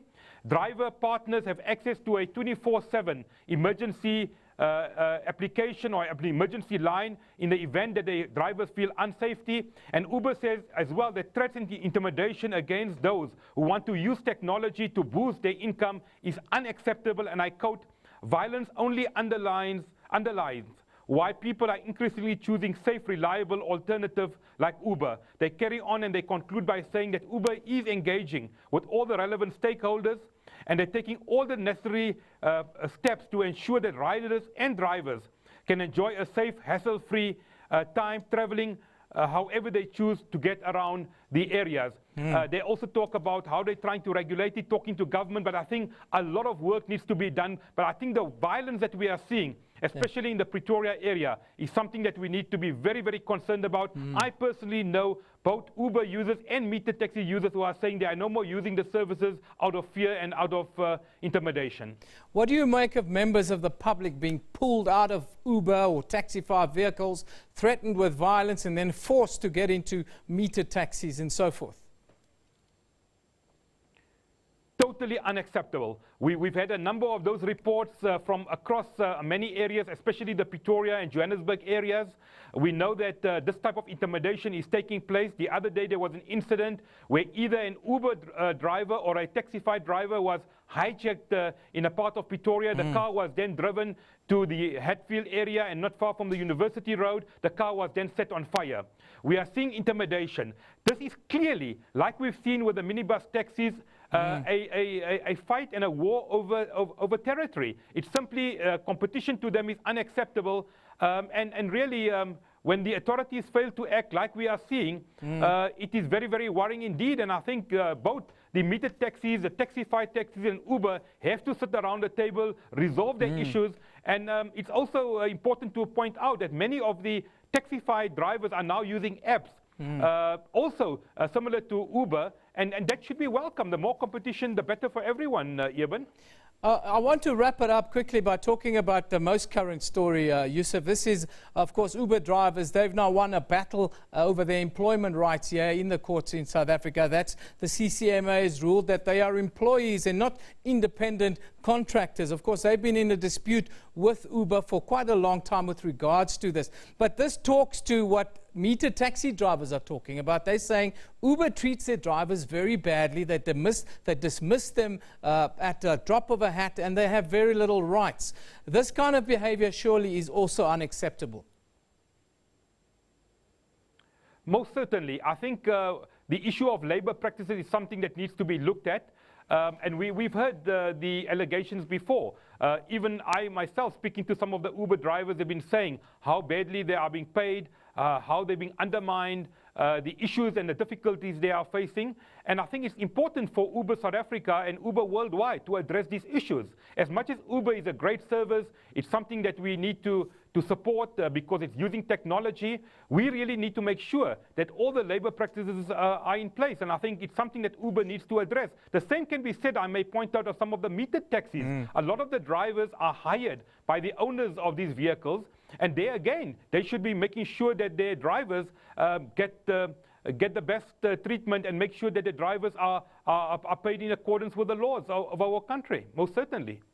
Yusuf, thank you very much for joining us today and talking about a story that's really concerning to all South Africans. Thank you once again. That's Yusuf Abramji. He's a social cohesion advocate. Of course, he's worked with many projects, including Lead SA here in South Africa. We're talking about the standoff between Uber and metered taxis and even other app-based service providers on the roads here in South Africa. Anyhow, big story today, of course. The 14th SACP National Congress is underway there as Minister Zenzeni Zokwana is addressing the delegates. Let's go there live. And I heard you singing. You want it now. At the same Congress, comrades, you debated the issue of working towards a reconfigured alliance. Those were two decisions, comrades. Don't say aye. They were both taken. Therefore, when we go to our commissions, comrades, we should discuss as to what will be the role of the Communist Party in this political juncture. It is what the comrades are going to say, we're going to go our own way and leave the ANC with those comrades who are still fighting to change the ANC. I have a choice to take, comrades. And I'm sure that, comrades, we will have, comrades, to deal with all those issues. But, Makabane, our challenge now is to build a strong COSATU. We should build a strong COSATU because, comrades, without a strong COSATU, workers will be vulnerable. Our stated position that we want to build, want to say one country, one federation, should be what we should garner and fight for when we live here. One union, one industry. And the ANC, comrades, is going through these pains. But the question is, who will assist it to go out of them? The party must debate that very thoroughly, comrades, and not take decisions.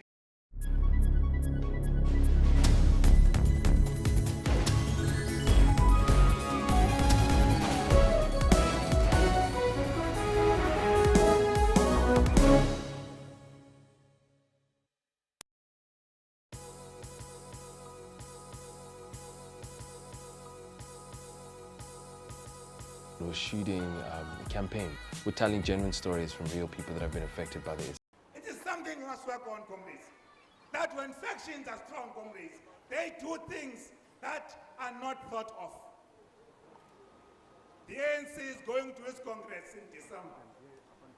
I think we should debate that without maybe coming with names, but to understand and analyze the environment under which that Congress will take place.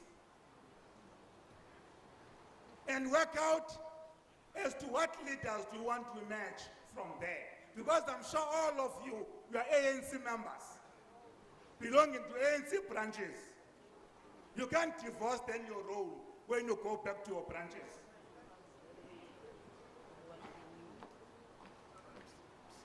I want to say again, comrades, we can never be dragged to a situation where the ANC loses its standing with the people because of one family. If they are business people, they should behave like all business people. In 2012, they started in NUM, the Guptas, trying to change its leadership, putting money in so that those who will be their own people comes in. They didn't win. They are each and every union because, comrades, their aim is to control your leadership. Luckily in the party, I've not heard that there are any influence of the Guptas. They should conduct themselves, comrades, like any other business person. They must stop dragging the ANC into mud and leave the ANC alone. No, Paala. I hope that this Congress should be successful because we will be disciplined. I have been informed that comrades were doing e-registration yesterday. Some lost their cell phones. If you have taken it because it looks like yours, or looks like the one you dreamed to buy, please bring it forward, comrades. It is not yours. I repeat again, comrades, one of the ANC guests have lost her wallet as she was coming in. Please, comrades, take nothing from that wallet, but bring it up front.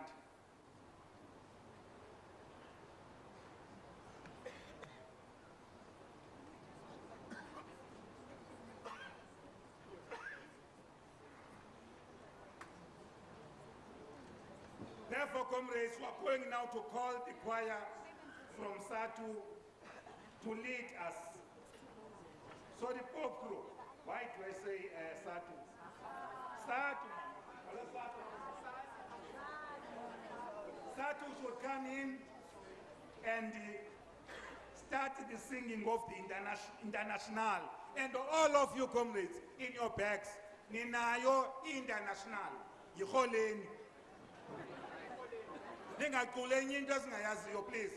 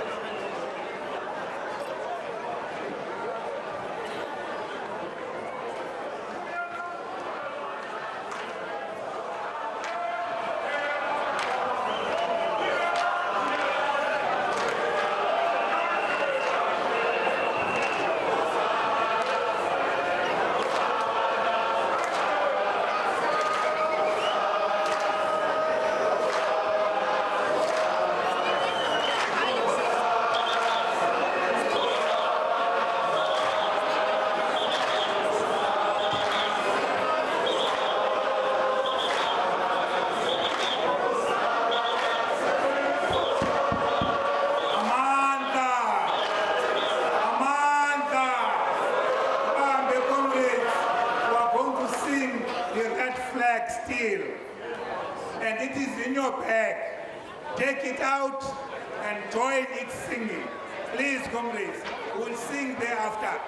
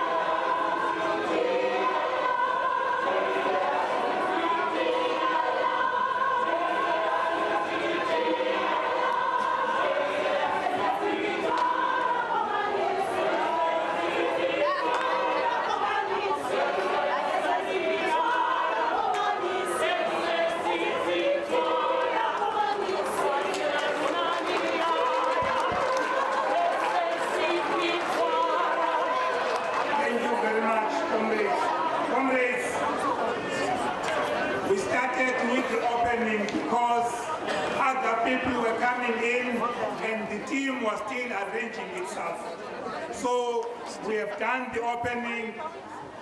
Now we'll call Comrade Situbi to come forward.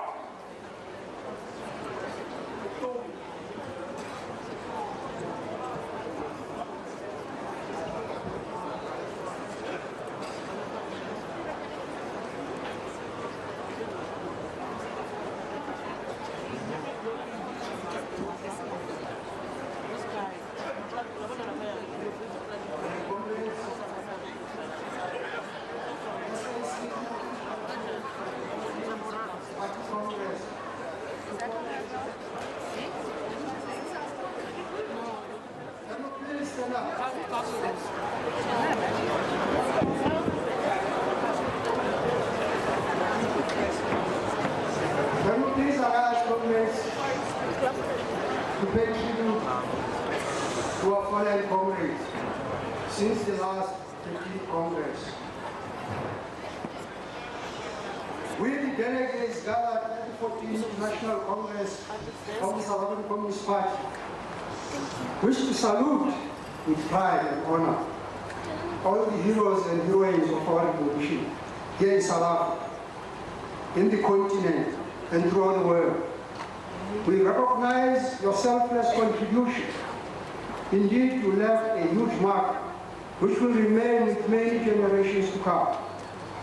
You and your families and loved ones might not have received the necessary recognition while you were still with us. But through this wall of tributes, your name will remain in the highest archives of our party. This is a solemn day of celebration and also a day of mourning. This day, the eyes and ears of the working class and people of the whole world are waiting in anticipation for the outcome of the 14th National Congress. Confident that the party will not disappoint as one way of paying special tribute to all those who departed in the past 5 years, acknowledging that this was a time where lost recipients of the SSP Award, the Chris Hani Peace Award, Nelson Mandela, Fidel Castro, and Hugo Chavez. This 14th Congress also pays special tribute to all workers and their families who were brutally murdered in the Platinum Belt, especially at Loni, Marikana, and Impala mines in Rustenburg, as they fought against the brutality of capitalism. The arrogance of mine bosses, including the old apartheid style, to use workers against other fellow workers through violence. We salute those who survived attacks, noting with serious concern that some of them have suffered permanent disabilities, some displaced from their homes and hostels. The 14th National Congress also salutes all those policemen and women who perished on duty, trying to defend innocent souls and also defend the country and ensure there is law and order in our lovely South Africa. We recognize members of the SABC, SNDF, Metropolitan Police throughout the country. Members belong to some private security companies and many others that lost their lives in line of duty. It is also important to note that the 14th National Congress also sent this most special tribute to all the women and children who have been victims of violence. This 14th National Congress also recognizes the role played by a number of our cadres who perished outside of South Africa, of South African soil, and we welcomed two of the greatest liberation struggle stalwarts and heroes, Malume Moses Kotane and Uncle J.B. Marks, representing a number of those that perished outside South Africa. We are dedicating this 14th Congress, amongst others, to their commitment to the working class struggles for national liberation, people's power, and socialism. As a result of their work and contribution, the red flag is flying high, and the torch of socialism is seen by millions of the working class in every continent, glowing brightly here in our land and along in our land, the land of Moses Kotane, J.B. Marks, Yusuf Tadu, Moses Mabhida, Walter Sisulu, Joslo, Nelson Mandela, Oliver Tambo, Chris Hani, Lillian Ngoyi, Ray Alexander Simon, Jamal Queen, Rose Pimoni, Esther Basel, Bratamani Mingas. It is our task here at the 14th National Congress to build a powerful, united vanguard of the working class, a party of the poor, a party that empowers the broad masses of our people, that enables them to carry through their historic mission. We must not and will not we shall not and will not fail our historic mission. Let's pick up their spear and advance the struggle of the working class for socialism. This 14th National Congress is paying revolutionary tribute to our heroes and heroines. Tomorrow we have a task to begin to build them a majestic and indestructible monument, a South African socialism, thus victoriously completing the task of liberation of the working class.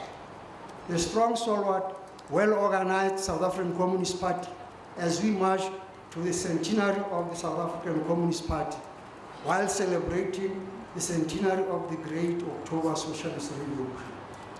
In saying farewell to all our heroes and heroines who perished in the name of freedom and the struggle for socialism, we will emerge from this 14th National Congress imbued with firm resolutions.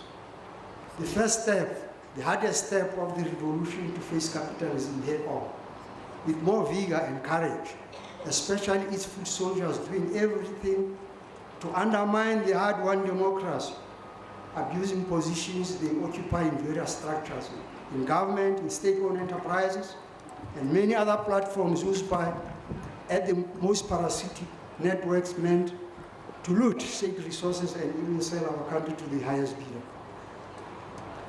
As we are in Gauteng, the winter air is filled not only with songs of praise and mourning for those who perished during the struggle since July 2012, but also with millions of voices of our exultant choir proclaiming the working class victory of the struggle.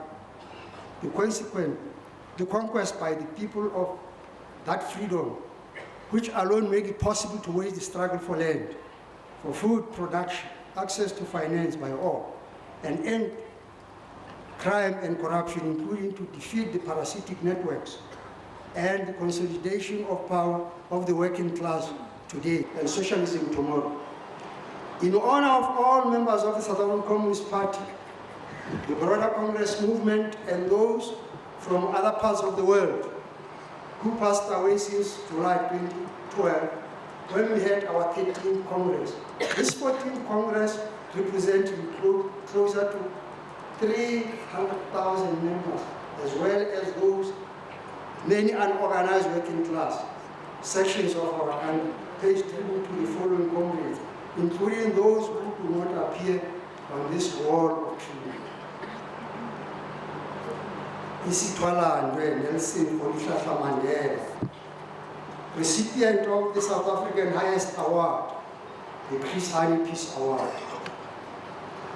Fidel Castro, recipient of the South African Communist Party highest award, the Chris Hani Peace Award, and the Commander-in-Chief of the Cuban Revolution.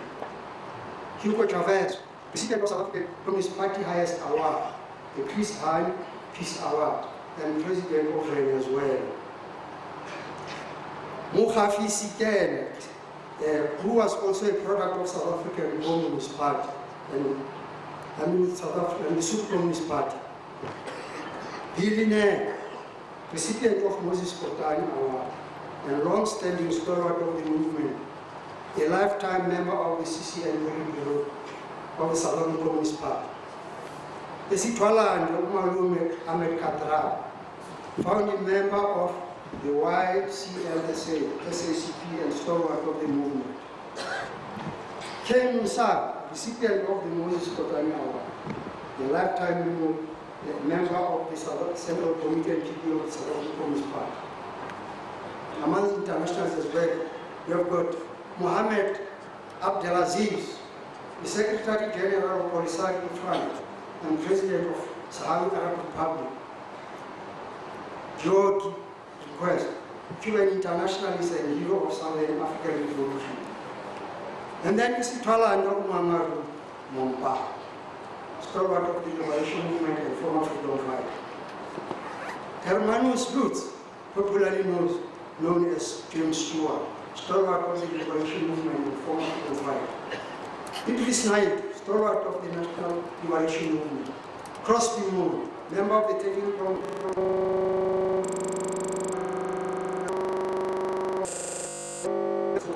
member of the National Assembly and former deputy president of the National Congress. Jude Malpi, member of the Technical Central Committee. Letsao Nelson Diale, stalwart of the South African Communist Party and the ANC and freedom fighter as well. Phyllis Naib, stalwart of the liberation movement. Riot Mkwanas, stalwart of the liberation movement. Collins Chabai, ANC NEC member and Minister of Public Service Administration. Mackenzie Stoffel, the former ANC member, government minister and ambassador. Amina Kachali, stalwart of the liberation movement. Reggie September, stalwart of the liberation movement. Miriam Mukara, mother of the late Damka. Mata Mashlag, mother of the late Solomon Mashlag. Patrick Mabuya Baleka, accused #1 during the Delmas prison trial and dynamic internationalist. Ngosi Pendulo Polisi, the former provincial chairperson of the SACP in Gauteng and MEC for economic development. Soli KK Mbulu, SACP deputy provincial chair, Mpumalanga province. Jerry Tsepo Simungi, SACP career development officer and former freedom fighter. Chemist Kumalo, SACP media strategist and former student. Mike Mukhtari, YCL Deputy National Secretary. Miriam Muchaka, YCL PEC member in Gauteng Province. Nico Matlawa, PEC member of SACP in Limpopo. Dumisa Ntuli, SACP, ANC Gauteng Provincial spokesperson. Isao Castro More, former activist of the liberation movement and youth movement in particular. Mama Nozipo Nzimande, mother of our General Secretary of the SACP, Comrade Blade Nzimande. Mama Frida Cronin, mother of the first Deputy General Secretary of the SACP, Comrade Jeremy Cronin. Mama Epiteni Mbeki, Eastern Cape, mother of the former President of the ANC and Republic of South Africa, first African woman member of the SACP. Yolanda Botha, Michael Kotsi, Duncan Siani, Elizabeth Mbata, Florence de Villiers, Nozipo Ntwanambi, ANC-NEC, and activist of the liberation movement. Caroline Mutwaledi, ANC stalwart. Masifako Sophia Mutlaninte, mother of Comrade Halima Mutlaninte. Reggie September, stalwart of the revolutionary movement. Sylvia Mamza Benjamin, all-round activist of our movement. She also served in structures of the alliance. Mesiabe, mother of Duncan and wife of Ndate Siabo from Konto Wesizo. Tumisang Buja Butsea, Cape Town First Deputy Secretary. Wandile Makasha Mube, YCL District Chairperson, Can Down in Newcastle.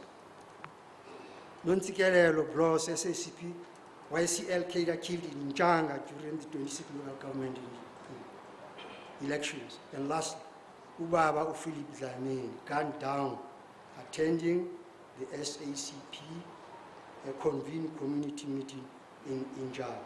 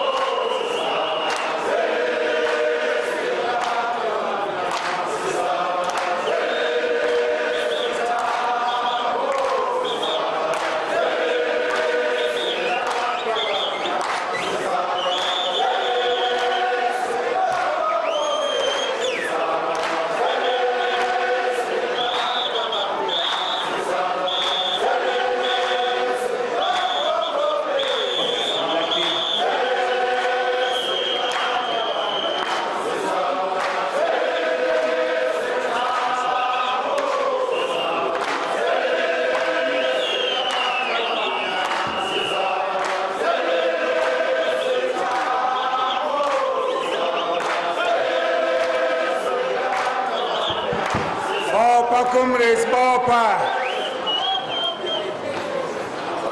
Comrades, there is a lost and found comrade Usesi Rakoto Atlotea Gatiaha, Mklomukla Sugula Ukena Happy. Comrades, we have been informed that comrades this side are shifting chairs. Please, comrades, sit on your chairs as they were arranged. And somebody has brought forward, comrades, a phone that has been lost. I will not give you the number. You will have to come because it is locked, unlock it, and then claim it. But we're still waiting, comrades, for the wallet. Please bring the wallet. I know you didn't intend to have it in your pocket. Please bring it forward.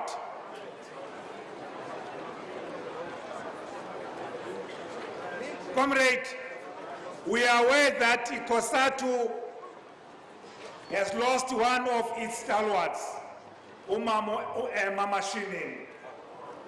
She may be among those we recognize and salute for sterling work she has done. Now the time has come now, comrades, for me to invite the General Secretary of Gauteng so that you can feel welcomed. He is the only one who can do that. Thank you. So the Provincial Secretary of Gauteng, Comrade Mabulo.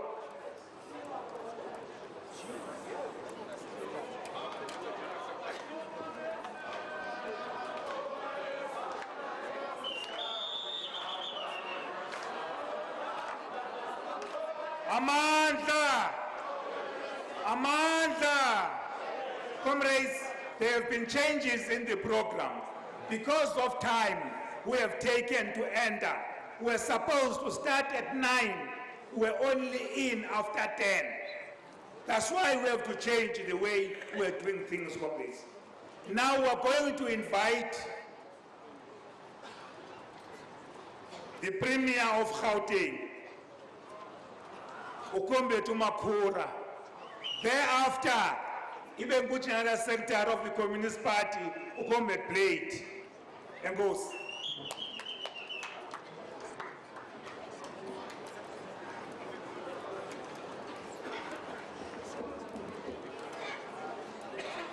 Thank you very much, Comrade Chair. Amanda! Long live SACP, long live!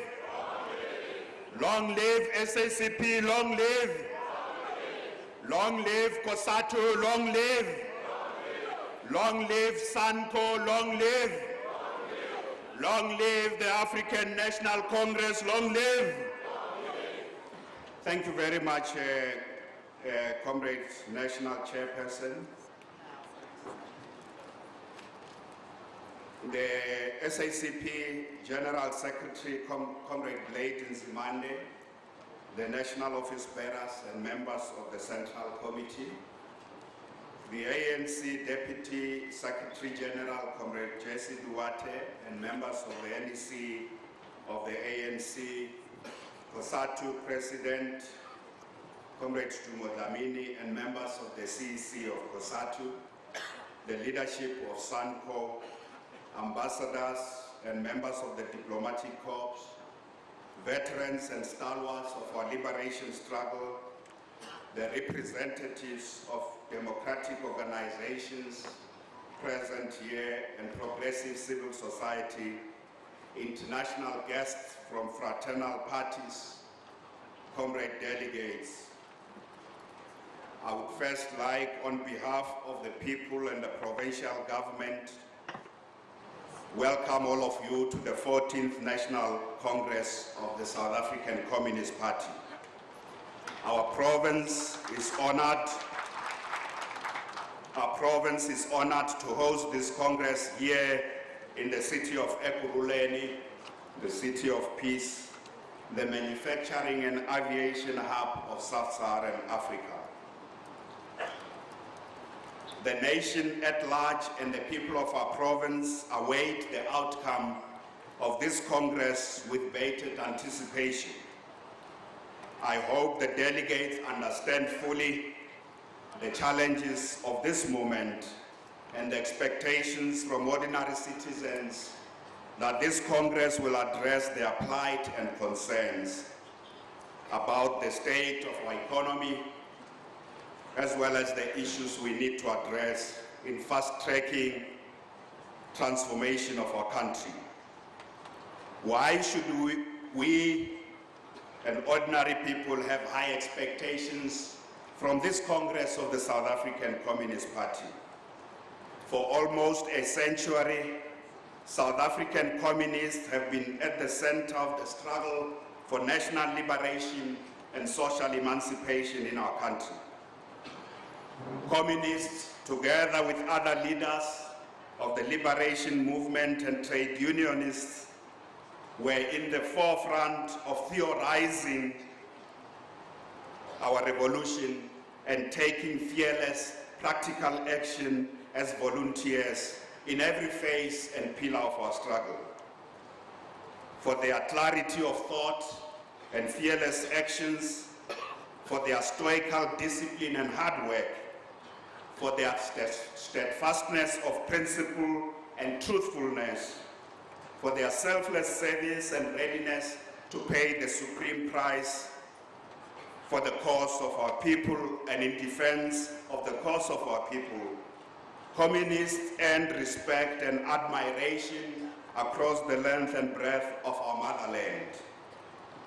These attributes are required even more today as we confront the daunting challenges of our time. This important National Congress takes place at a time when South African communists are once more called upon to rise to the occasion in dealing with major issues troubling both our country and the world at large. What are some of those issues? Internationally, there is a deepening mutative crisis of global capitalism and its ceaseless tendency to increase inequalities while concentrating wealth in the hands of few elites. And this has given birth to the rise of both populism and terrorism. And for those of us who belong to the left and coming from the ANC as the disciplined force of the left, we will have to constantly deal with the question that as long as capitalism is synonymous with greater inequality and the concentration of wealth amongst the few, whilst the overwhelming majority perish in poverty in the midst of plenty, the question of the post-capitalist civilization and anti-capitalist struggles will remain on the agenda. As long as there is in the world an equal and unfair distribution of national resources, whether such resources are concentrated along the question of race, class, or gender, mobilization and organization as well as education against this unfair and unequal system will continue. And we will continue to hear the voices that say another world is possible. The South African Communist Party must continue to lead these efforts in our country to imagine a world beyond present-day organization of society along capitalist lines.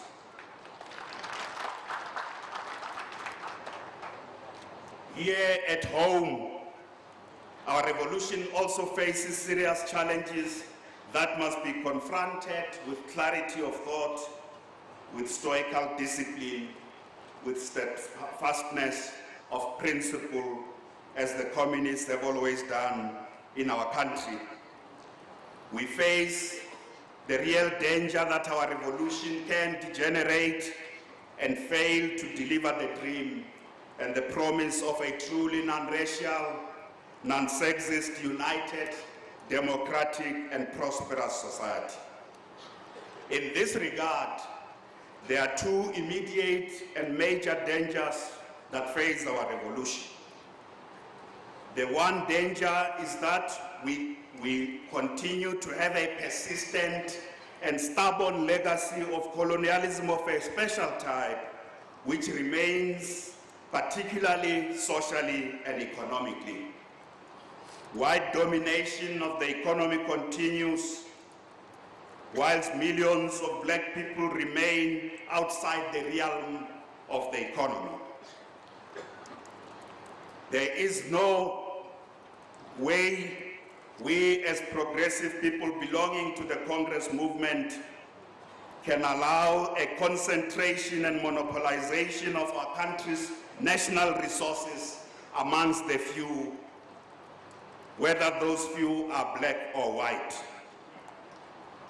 We need effective interventions to grow our economy in a way that is transformative, that is inclusive, that is sustainable.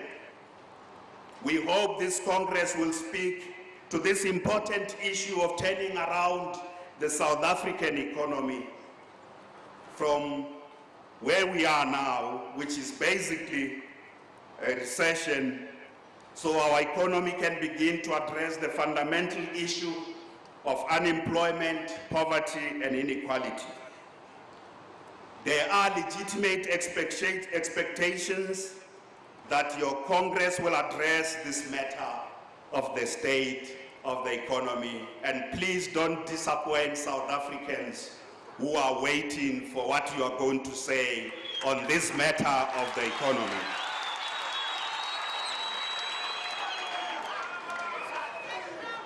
Comrade delegates, we need to explore a combination of various measures to broaden participation by all our people, without exception, in the economy, including those who participate as cooperatives, those who participate as township and village enterprises, and truly those particularly black people and women who must also participate in the industrial sector of our economy. We must also deploy infrastructure development to reshape both the special character of our country as well as the structure of our economy. We need to improve the efficacy of state action and state intervention, particularly with regard to the role of state-owned enterprises in driving transformative economic development and radical economic transformation. It is for this reason that we must tackle the second danger that we face. And that real danger is the immediate threat that corruption and state capture can derail our revolution.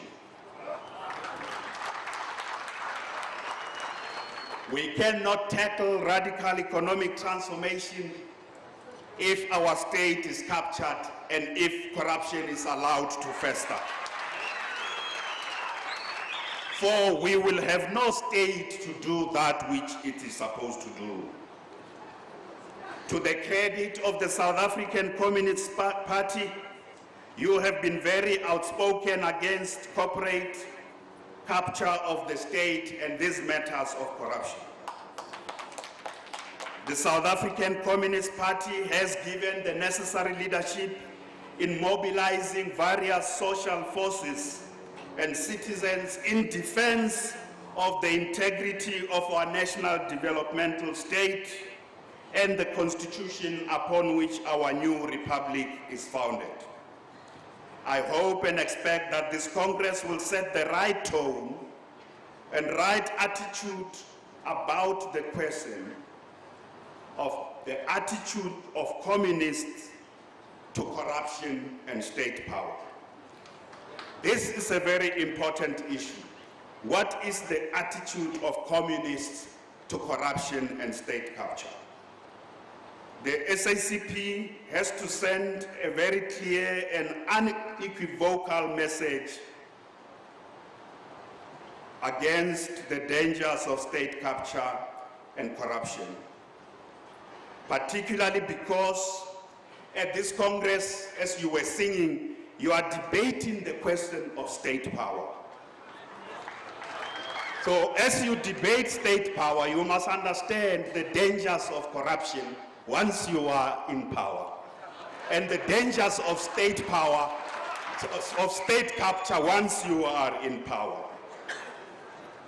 I hope the South African Communist Party will learn from another fraternal organization, the Chinese Communist Party, which is very clear in its attitude and its policies and action against corruption and things like using state resources and positions for personal or means that's not for public means.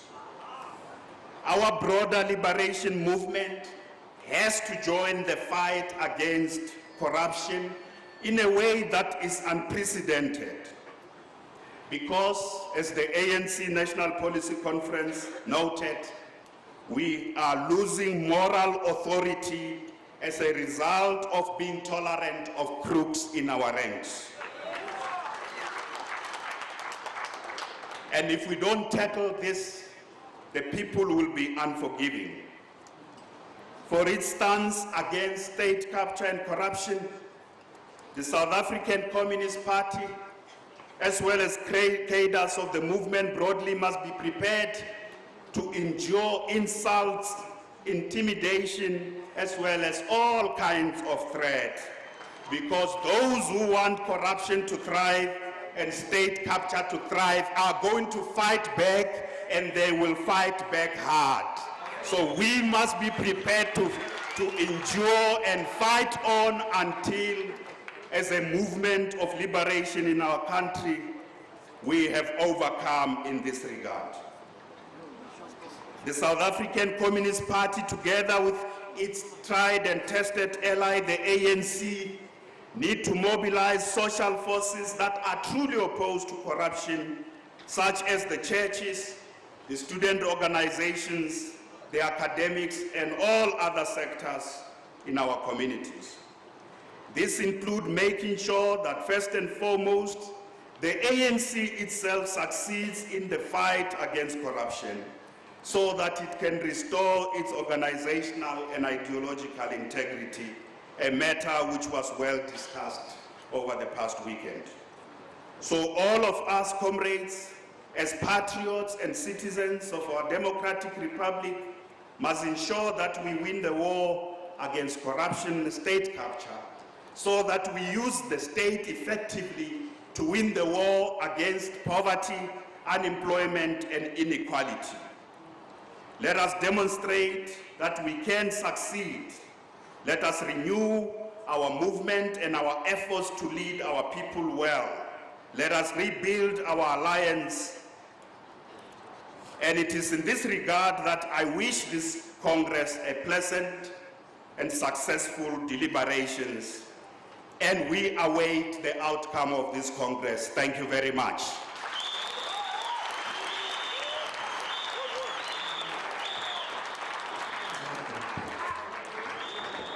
Thank you, Comrade Makura, Premier of Gauteng. Comrades, please, we're behind time. I'm going to invite the Provincial Secretary of Gauteng briefly so that you feel welcomed, so that those who have wallets that are not theirs can feel welcomed and bring them forward. Amanda! Amanda! Viva SACP, viva! Thank you very much, National Chair. Comrades, very briefly, and as the Chair said, we don't have time.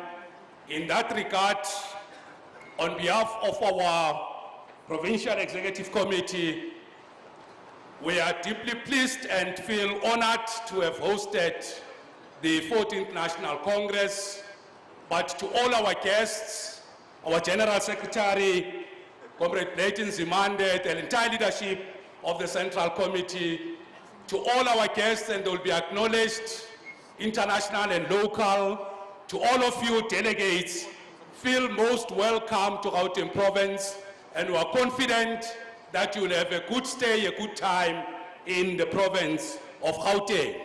Before I sit down, comrades, I would like to just leave you with a quote from Karl Marx, which I think is consistent with the theme that we have adopted for this 14th National Congress. Let me read what Karl Marx said, open quote.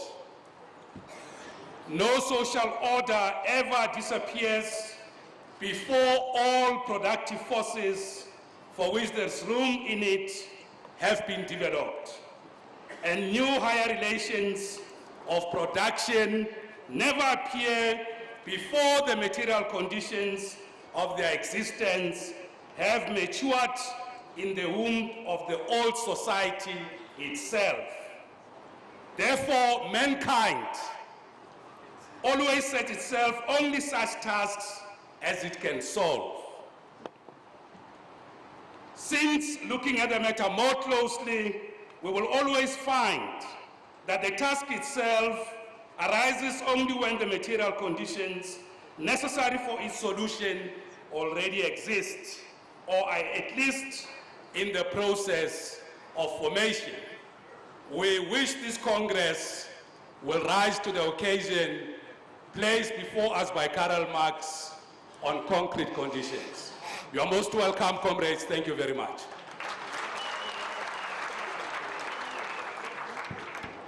Comrade Bob,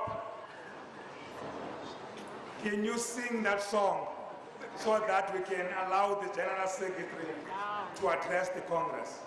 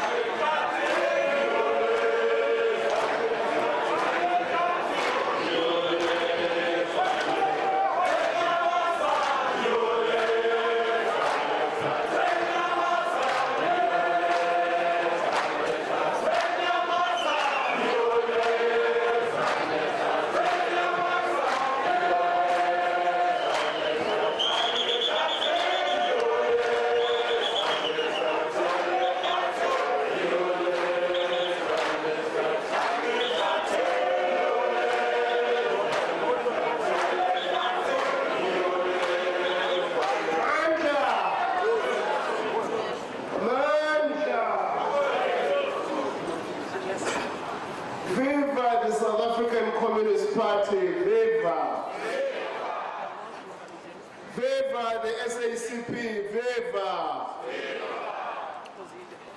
Viva the African National Congress, viva! Viva COSATU, viva! Viva SANCO, viva! Viva the YCN Ufasimba, viva! Amandla! Phansi nokwebiwa kwempahla kahulumeni, phansi! Phansi ne-state capture, phansi! Phansi nama-Gupta, phansi! Forward to socialism, forward! Amandla!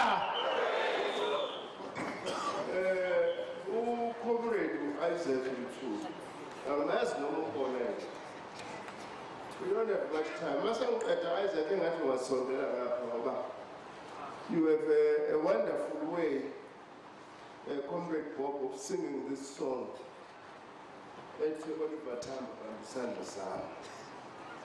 But we'll do that at the end.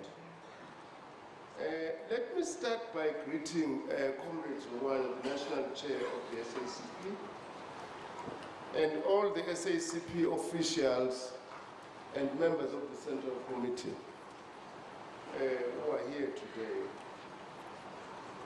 Comrade Jesse Duarte, the Deputy Secretary General of the ANC, and all the members of the National Executive Committee who are here.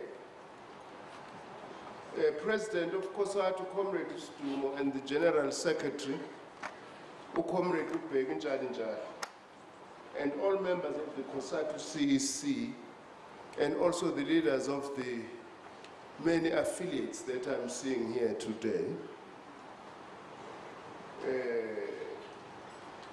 And of course the rest of the officials of COSATU.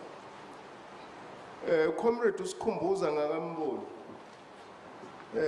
General Secretary of SANCO, and members of the NEC of SANCO, ministers, deputy ministers, and members of parliament who are here, Comrade David Makura, the Premier of Gauteng, and thank you very much for your wonderful message. ANC and SACP stalwarts and veterans, you are most welcome. We are where we are because of the route that you have traveled first. We appreciate the fact that you accepted our invitation to be with us here. Kabzo. Our international guests and members of the diplomatic corps, we are also most welcome. And as well as our special guests from the broad democratic movement in our country, all of you who are here, academics and members of the media. Now, Comrade Jeremy, as a modern communist, I mustn't also forget to greet my Facebook friends. Where are they? Look at them. Lots of them. We network and debate behind your backs because you have not joined Facebook. And I don't belong to this generation of what is called BBTs, born before technology. But most importantly, comrades, I honestly, on behalf of the Central Committee, would like to greet our delegates from our various structures, the provinces, the districts, and the branches. You are most welcome here, and this is your Congress.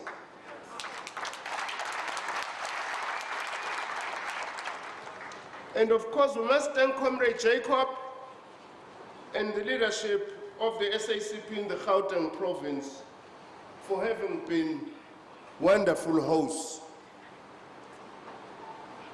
Comrades, we have titled our report today, which is the political report, by the way, of the Central Committee to Congress, under the theme Advance, Deepen, and Defend the National Democratic Revolution.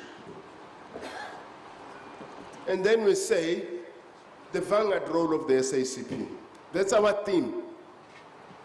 By the way, excuse me, comrades, with my voice. I'm just trying to ward off flu. And I must, Comrade Jesse, I must put squarely the blame of this flu on my attendance at the ANC National Policy Conference. Very cold Nazareth, unforgiving. This 14th SACP National Congress takes place at an exceptionally challenging time for our society, for the South African working class, and for the broad popular forces of our country. I can't say cheers when I'm starting with challenging times to show. The major democratic and constitutional breakthrough of the early and mid-1990s, the first phase of our national democratic revolution, which had promised so much, is now under threat of erosion and reversal. These challenges impose a significant responsibility on this 14th National Congress. We, the delegates to Congress, are representing more than 250,000 of SACP members, by far the largest membership ever in the 96-year history of our party. It is a membership that has grown by leaps and bounds over the past 1 year. And this is no accident. It is testament to the public role the SACP has been playing over the past decade, and particularly in the recent period. However, as delegates to this Congress, we're not only representing the interests of the SACP a wide array of non-communists in the ANC, COSATU-SANCO alliance, in trade union formations in COSATU and beyond, as well as many other patriotic South Africans who perhaps in the past have been dismissive of or even cynical about the SACP, all are now looking with some hope and anticipation at our Congress. Why?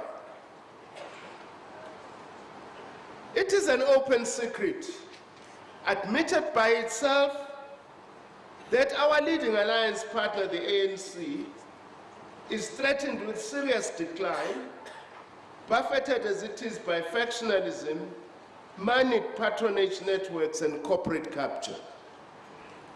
As captured by the NEC report to the policy conference presented by the Secretary General. The internal crises affecting the ANC have begun to impact on its electoral performance, with a very steep decline in support, much of it due to a voter stay away in many of our core mass bases. If the current trajectory is not reversed, the ANC is unlikely to pass the 50% mark in the elections in 2019. Its ruling party role will therefore be challenged by one or another opportunistic coalition of current opposition parties, as has already happened in many of our major metropolitan cities. Much, but not all of this popular decline is related to the almost daily revelation of, I must say, embarrassing scandals involving highly placed ANC politicians in government, and particularly those who have been entangled with the notorious Gupta empire, including the president's own family, unfortunately. The phenomenon of state capture of critical and sensitive state organs and state-owned enterprises by a web of parasitic capitalists has created a parallel shadow state, or even, as some leading academics have argued, a silent coup. Don't come and tell us, as the SACP, that we have done nothing about monopoly capital. We have led principled struggles against banking monopolies. We did not start to call for the transformation of the banks when the Gupta's bank accounts were being closed down. We waged that struggle so that the financial sector in our country can serve millions of workers and the poor who are excluded and not benefiting from this particular system. We must be honest and be open about this without being irritated. The Guptas are not an answer to monopoly capital. In fact, they are two sides of the same coin. They both want to accumulate, the one using your regulatory capitalist regime and the others using looting.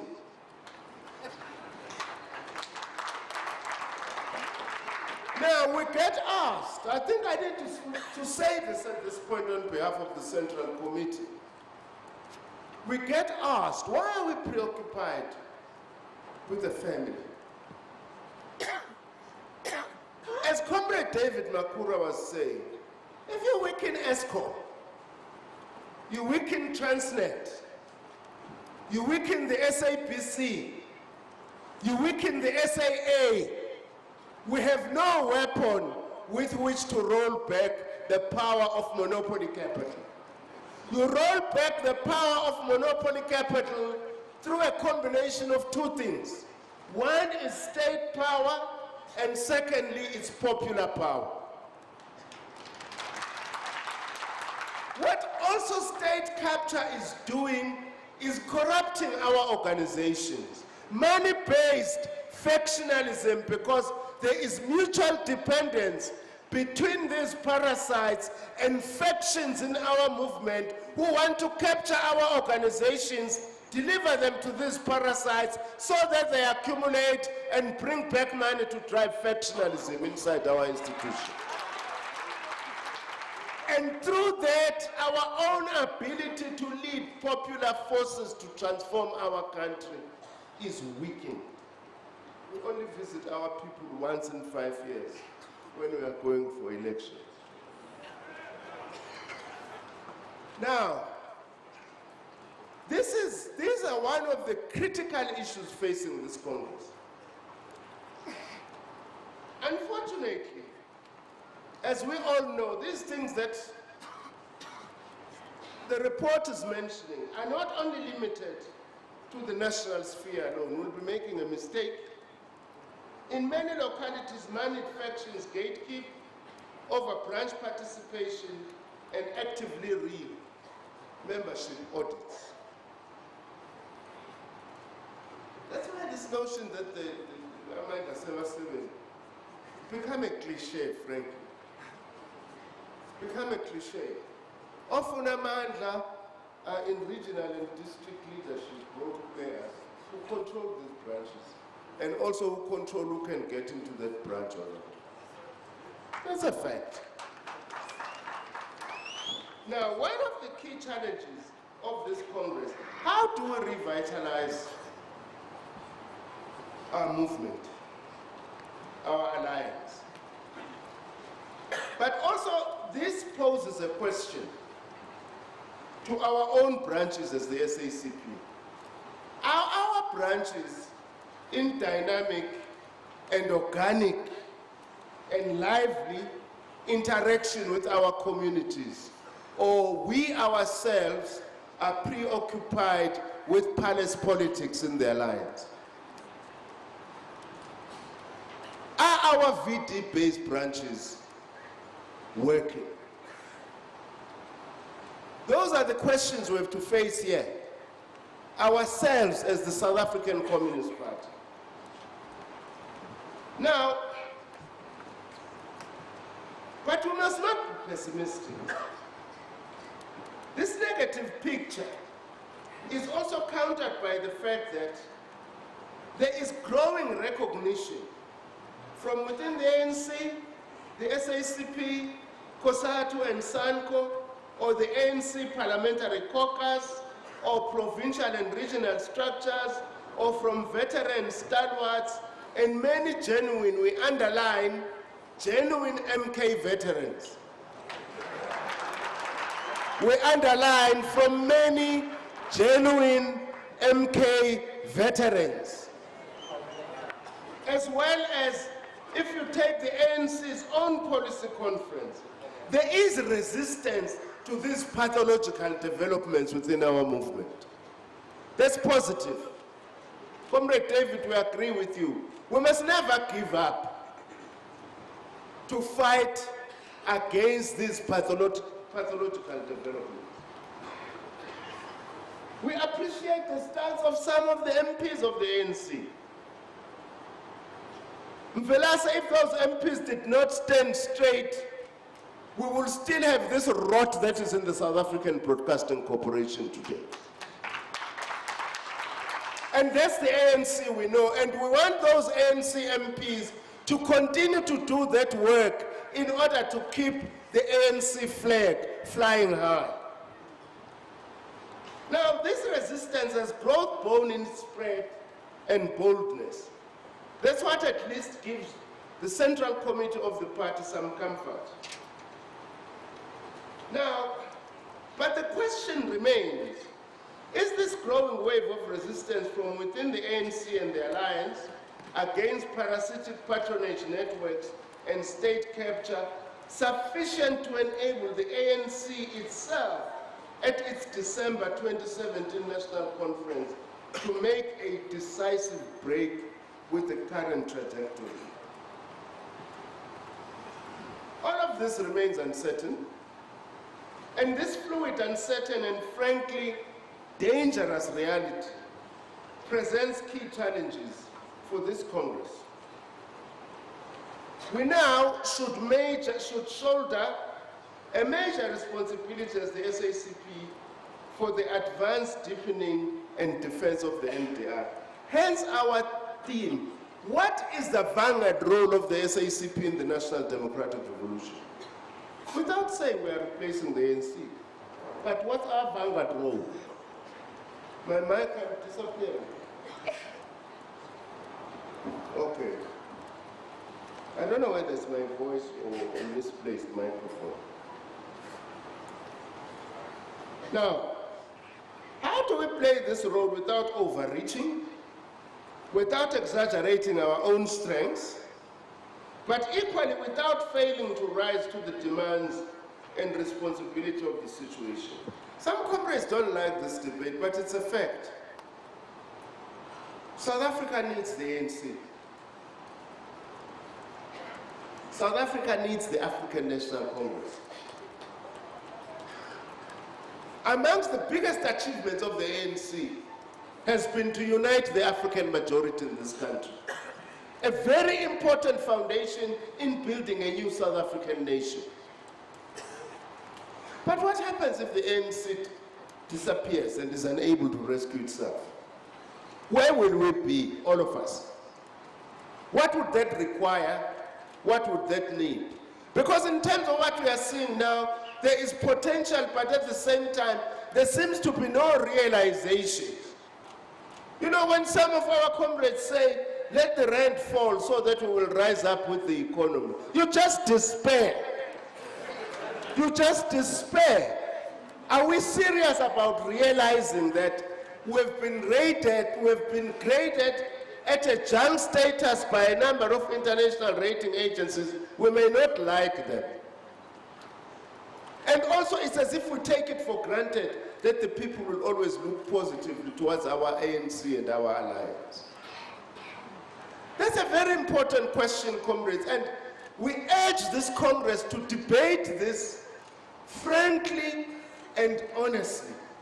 And we must not be populist at any point in time as the South African Communist Party. Now, what does this mean? It means a critical sub-theme of this Congress, we suggest, needs to be strategic consistency, analytical alertness, and tactical flexibility. I want to repeat this. It means the sub-theme of this Congress must be strategic consistency, analytical alertness, tactical flexibility. Reminds me of what Comrade Chris Hani used to say that the Communist Party must build post-1990 must be an agile, flexible, and adaptable Communist Party. That is what we need. What is the future of our alliance? In asking this question, we should bear in mind that the Alliance Congress is not and should not be a marketplace, not a transactional arrangement primarily concerned with wheeling and dealing over deployment. Important as deployment may be, it is not even a coalition for that matter. This is an alliance that was forged in struggle over many decades. It's an alliance in which at different times the ANC has helped to rescue the SACP from narrow sectarian tendencies. We would like to admit this, but similarly at many other times, it is the SACP that has played a critical vanguard role in helping the ANC to overcome major crises. We have learned from each other, we have assisted each other over the years. Uniquely, in international terms, the alliance between two political formations in the alliance, the ANC and the SACP, involves and has involved since the late 1920s overlapping dual membership. This is not to suggest that this is a necessarily permanent reality. or that dual membership might not be abused to hem in and marginalize the independence of the SACP. Indeed, there have been abuses here. And we must say at this Congress, these abuses of the SACP must come to an end. The time for that is over. The alliance mode of operation since 1994 has exhausted itself. If we are to revitalize the alliance, we have to relook completely at the way in which we work. Comrades, we don't want to be seen to be complaining about deployments, but we find it objectionable that the ANC can sit on its own in Northwest and fire the provincial secretary of the South African Communist Party as if there was no alliance. We object to this. This thing cannot continue. If it continues, then it means there are people who are deliberately wanting to kill this alliance. And this Congress must stop lamenting, must say what must happen.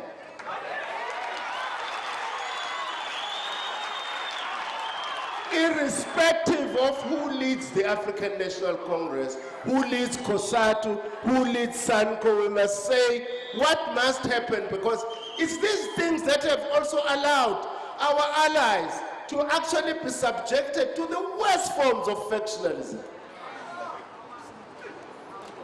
That must change.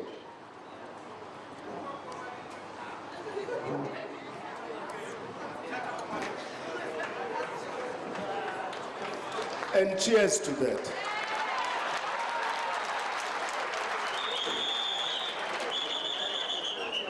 Now,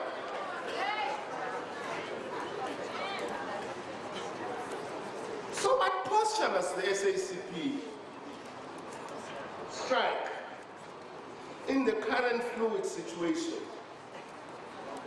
The outgoing Central Committee has expressed consistently deep concern at the state of affairs, as we have said, of the ANC.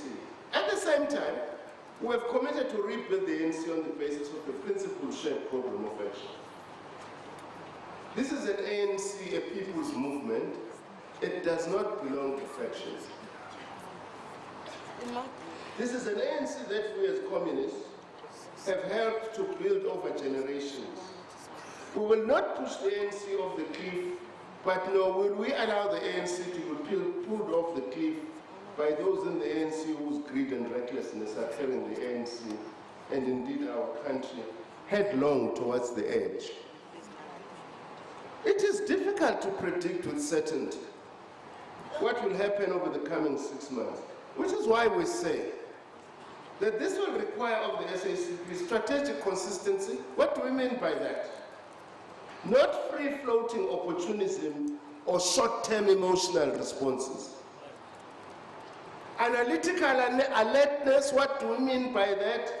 What Lenin described as the capacity to provide a concrete analysis of the concrete conditions, and not be locked into mouthing timeless platitudes about the class struggle in general.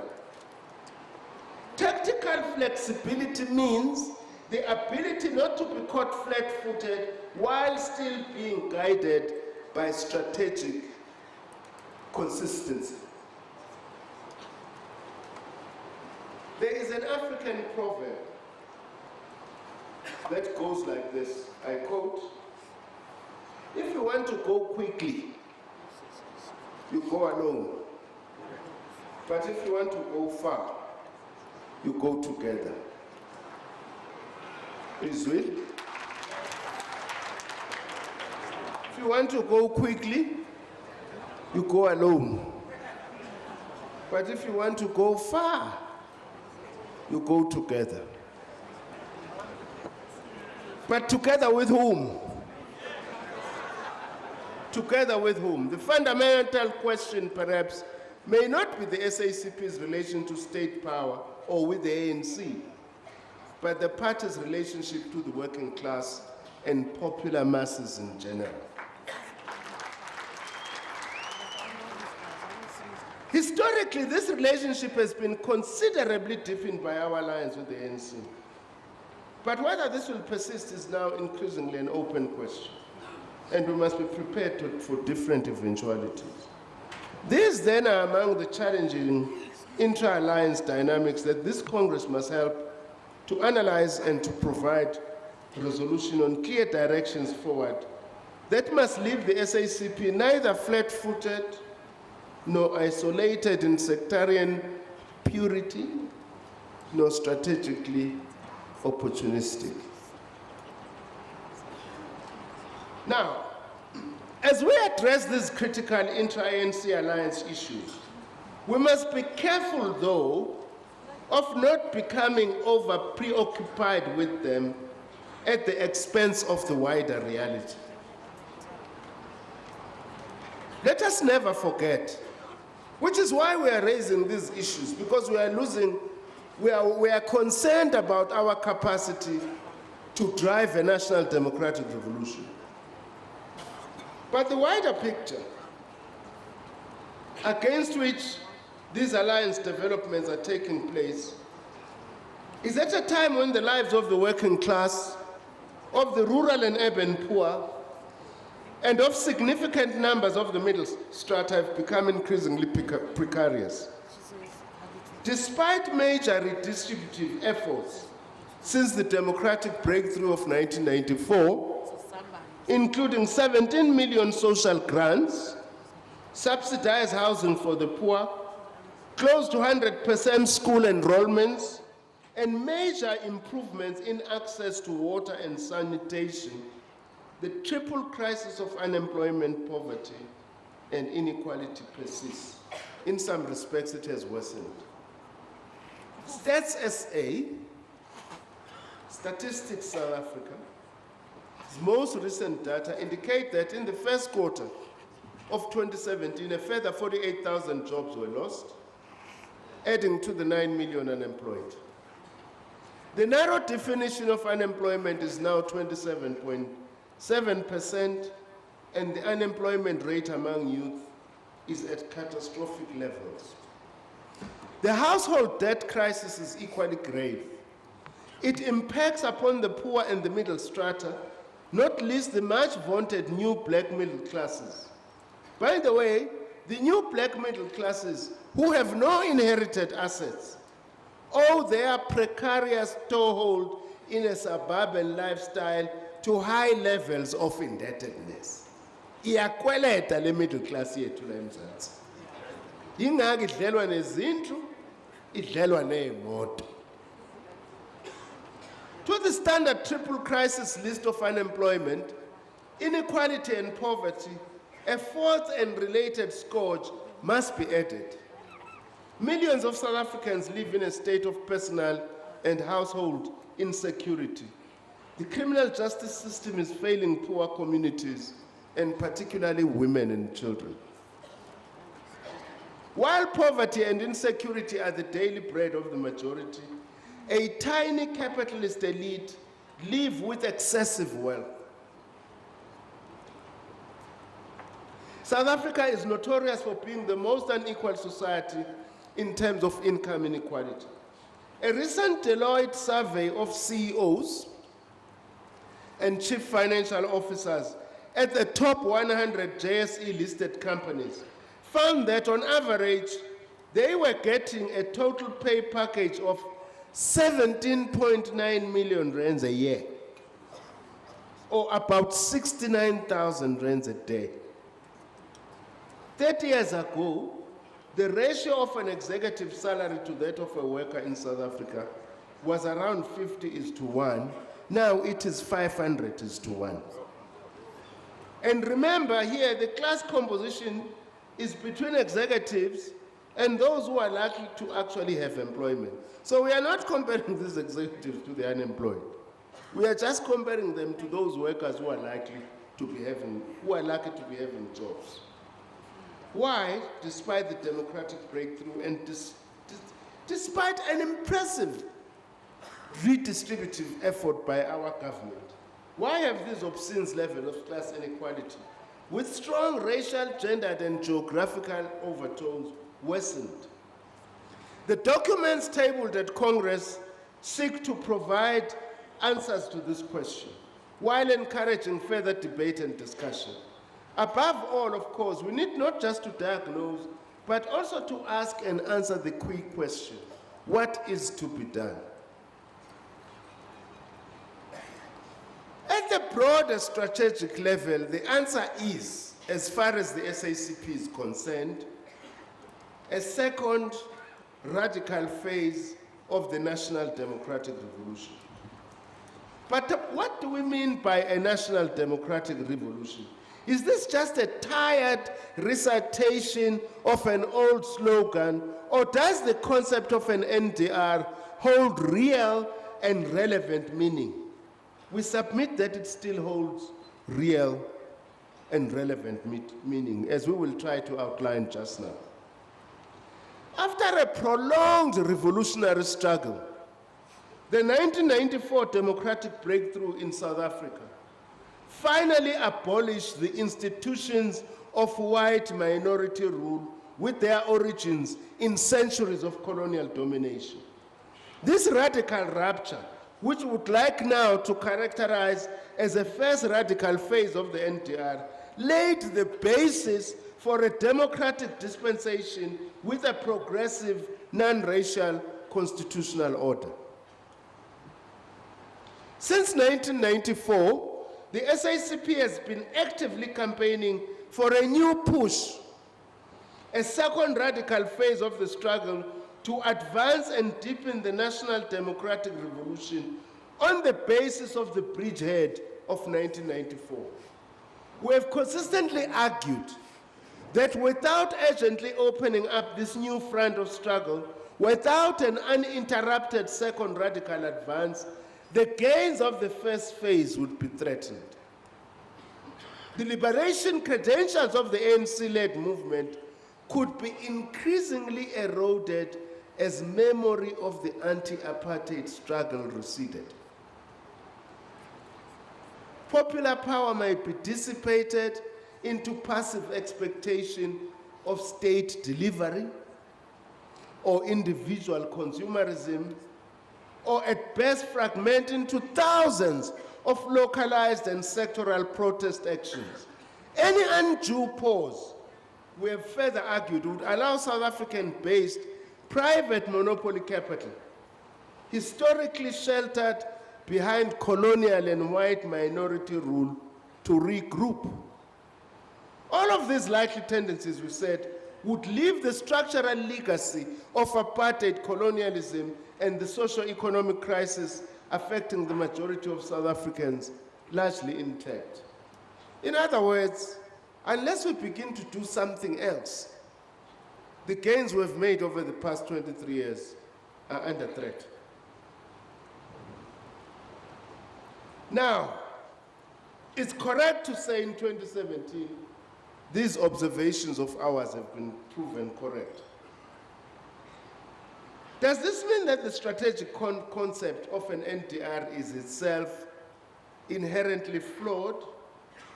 Are national liberation movements inherently bourgeois democratic in nature? Worse still, once in power after two decades or so, are national liberation movements bound to degenerate? Is the current fragmentation of our own liberation movement inevitable and therefore irreversible? These have long been the arguments, by the way, of an anti-ANC and anti-SACP left, as well as of liberal forces who regard the national question as irrelevant. These are very important questions for the Communist Party. They're not just theoretical, they are practical, programmatic, and strategic questions that needs to be answered. To help answer these questions, one important step is to try very quickly to revisit the historical roots of our strategic perspective of a radical NDR. So that we understand where we are and even possibly why we were where we are. Sifike kanjani? Mongameli Makwai, sifike kanjani la sikhona? Maybe in the answer. Now, a brief revisiting of the history behind the concept of an NDR is all the more relevant in this year of 2017, which is the centenary year of the Bolshevik October 1917 revolution. Perhaps the greatest and most enduring legacy of the Bolshevik revolution on the South African struggle relates to the national question. Moreover, this 14th Party Congress will elect a central committee that will take the SACP to the centenary of our party in 2021. It is therefore appropriate that we use the occasion of this 14th Congress to begin to reflect once more on the long road we have taken, building on a proud Bolshevik legacy. In brief, at the Second Congress of the Communist International in 1920, there was a commission on the national and the colonial question, in which Lenin and the Indian communist M.N. Roy played leading roles.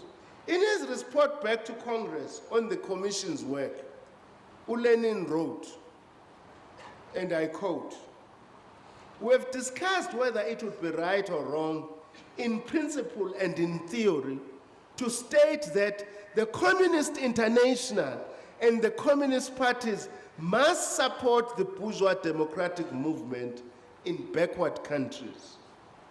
As a result of our discussion, we have arrived at a unanimous decision to speak of the national revolutionary movement rather than of the bourgeois democratic movement." Comrade Sidney Farmer, you are isolated sure. We are reporter Lenin from a commission, a congress, a committee, that maybe we should not characterize these national movements in developing countries as bourgeois democratic. Maybe actually they are national revolutionary movements. Why? But you can see from here where the origins of this idea of a national democratic revolution comes from. Then Lenin, as I say why, Lenin goes on to explain that the idea of a national revolutionary movement was advanced to distinguish between two diverging tendencies within national liberation struggles. The one national revolutionary, the other a bourgeois democratic reformist tendency. Which he then continues to say, quote, "If we speak of the bourgeois democratic movement, we shall be obliterating all distinctions between the reformist and the revolutionary movement. Yet that distinction has been very clearly revealed of late in the backward and colonial countries. It was for this reason that the Comintern urged communist parties in countries like India and China to work closely with and help to radicalize the national democratic tendency in the anti-colonial and anti-imperialist struggle. When the SACP, as the CPSA then, the Communist Party of South Africa, was formed in July 1921, same time as the Communist Party of China, the socio-economic context was different in South Africa to that prevailing in India and China. Because India and China had overwhelmingly peasant majority populations. At that point, for nearly half a century, much of the Southern African region had already been plunged into a massive process of monopoly capitalist-driven transformation. Rapid industrialization centered on the diamond fields around Kimberley, and then gold fields in the Witwatersrand. These drew huge inflows of private monopoly capital from the imperialist centers. There were major investments in mines and also in rail and port infrastructure connecting the mining hinterland to the colonial ports. which, by the way, is the legacy that colonialism left us with. I don't know what is these positive aspects of colonialism we must be speaking about. They left us with a disconnected African continent that has no transport connections within itself, but connects to the sea in order to take our mineral resources away to Europe and North America. The Anglo-Boer War, or the South African War, the largest armed conflict of its time, forcibly consolidated disparate states, establishing the Union of South Africa in 1910. Above all, this massive capitalist-driven industrial revolution transformed the hard-pressed African peasantry and traditional African societies, impoverishing them, but most importantly, it produced the working class, which was a very distinct feature of a developing country like South Africa. Our own early Communist Party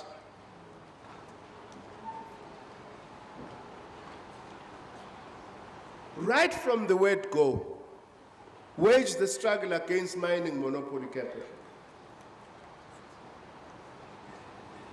We don't like this thing of being lectured about monopoly capital by people we don't know, who were not even here when we were fighting against the brutal colonial apartheid regime. Since 1921, the SACP's struggle has been against monopoly capital of one form or the other. See, discovering a monopoly capital only today. And we don't know this notion of white monopoly capital. That we might have flirted with it does not justify that some Bell Pottinger firm from the UK has now used this as a cliche to try and justify looting in our country.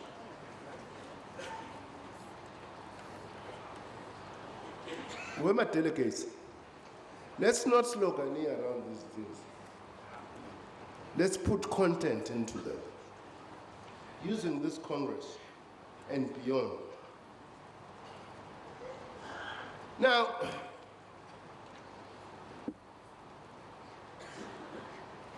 to summarize a long story that is here, in 1929, the South African Communist Party adopted a resolution that had been proposed by the Communist International. In essence, saying to South African communists, your struggle for socialism is integrally linked with the struggle to fight against the national oppression of the majority. They are not separate struggles. You must fight it together. You also go and work with emergent nationalist organizations. That's when this alliance of ours actually starts. In 1929, initiated by the South African Communist Party, which also, by the way, puts a burden on us as the party about the future of this alliance. But there have always been two tendencies in the liberation movement. Always. Much of the first half of the 20th century, the ANC, for instance, held a broadly progressive but essentially liberal reformist perspective of the nature of the national struggle. Ingako le ANC yakudala used to send delegations to England and all that to try and argue our case.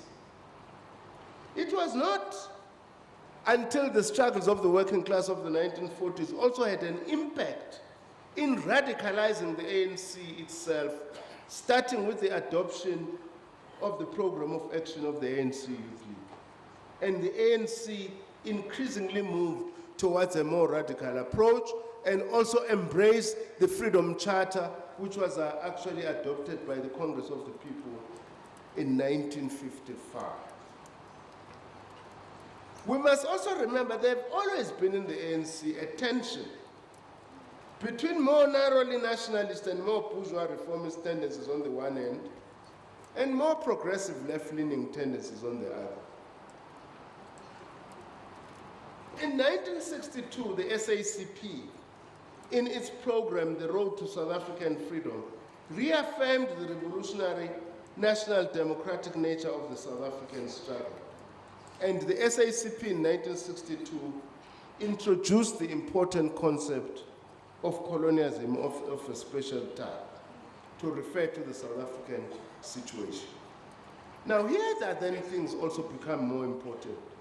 The crucial ANC 1969 Morogoro conference, which marked a critical turning point after the major strategic defeat suffered by our movement in the mid-1960s, in effect reaffirms Lenin's distinction between a bourgeois democratic revolution and national revolutionary movements. It is strategy and tactics ka 69. I quote, "Our nationalism, which ANC, must not be confused with chauvinism or narrow nationalism of a previous epoch. It must not be confused with the classical drive by an elitist group among the oppressed to gain ascendancy so that they can replace the oppressor in the exploitation of the mass," unquote. We never fought the struggle to liberate this country in order to hand over our economy to a family known as the Guptas and call that liberation. Actually, it's an affront. It's a very serious affront to our movement. Just as, by the way, in Morogoro also emphasized that ours was not to hand over power from a black elite, from a white elite, to a black elite. That's why we also find this concept of white monopoly capital quite strange. Because it's as if we have got black monopoly capital, then South Africa will be liberated.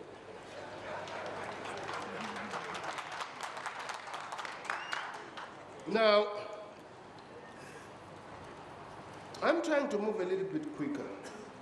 My fellow secretary will excuse me for jumping here and there because we had in the Central Committee. Let me quote Morogoro for the last time. "We do not underestimate the complexities which will face a people's government during the transformation period, nor the enormity of the problems of meeting the economic needs of the mass of the oppressed people. But one thing is certain, in our land, this cannot be effectively tackled unless the basic wealth and the basic resources are at the disposal of the people as a whole and are not manipulated by sections of individuals, be they white or black."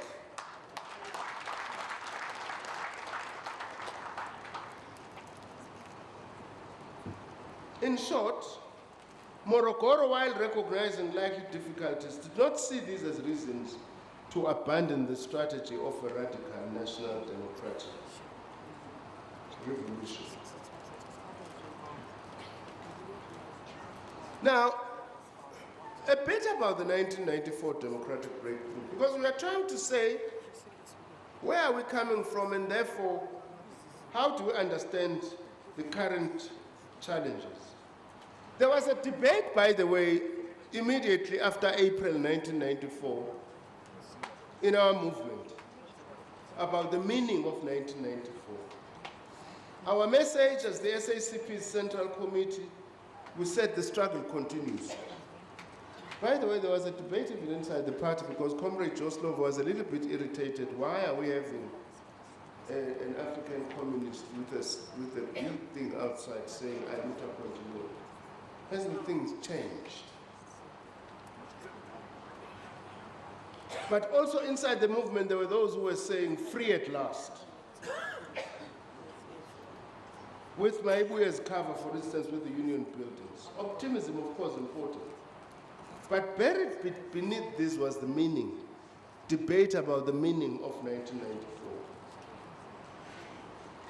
Now, the first post-apartheid decade and a half, since 1994, which we see as the first phase of our NDR, we argued that this phase was constituted by the radical breakthrough in the 1994 to 1996 period, which saw the abolition of institutions of white minority rule and a progressive institution, as I have said, put in place. And we had said the second phase should have started immediately. And we argued that the landslide 1994 ANC electoral victory, the unextinguished popular and working class struggle traditions at the time that had made negotiated transition possible in the first place, and the fact that South Africa pays private monopoly capital, given its deep complicity with white minority rule, was off balance. That was our view. With 1994 victory, they were off balance. And therefore, we needed to move with speed on the front of economic transformation. We then were guided by our slogan we adopted in 1995, socialism is the future, build it now, because we saw the taking forward of the National Democratic Revolution with strong socialist type measures, not pursuing socialism by the ANC, as others used to say to us, but to say, for us as the SACP, we need strong socialist type measures if we are to drive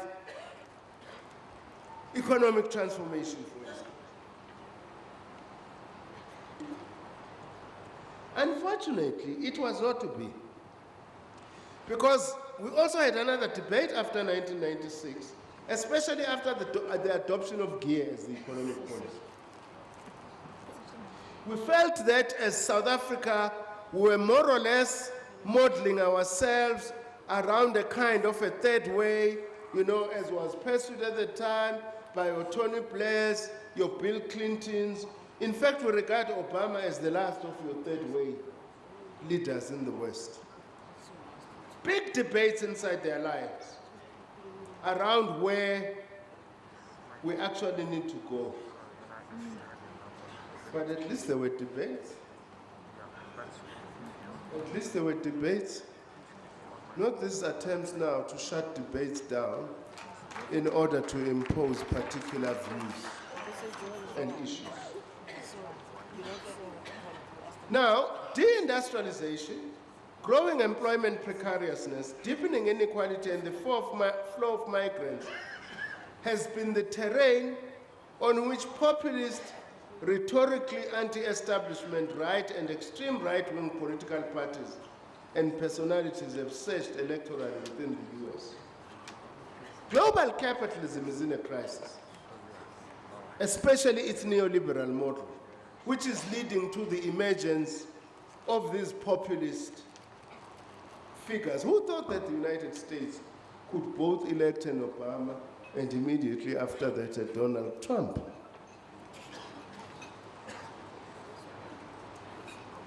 That was the background, comrades, on the NDR and some of the challenges we faced. But we want to move closer to the current period. How did we get where we are now? Let's brief touch on the Polokwane moment.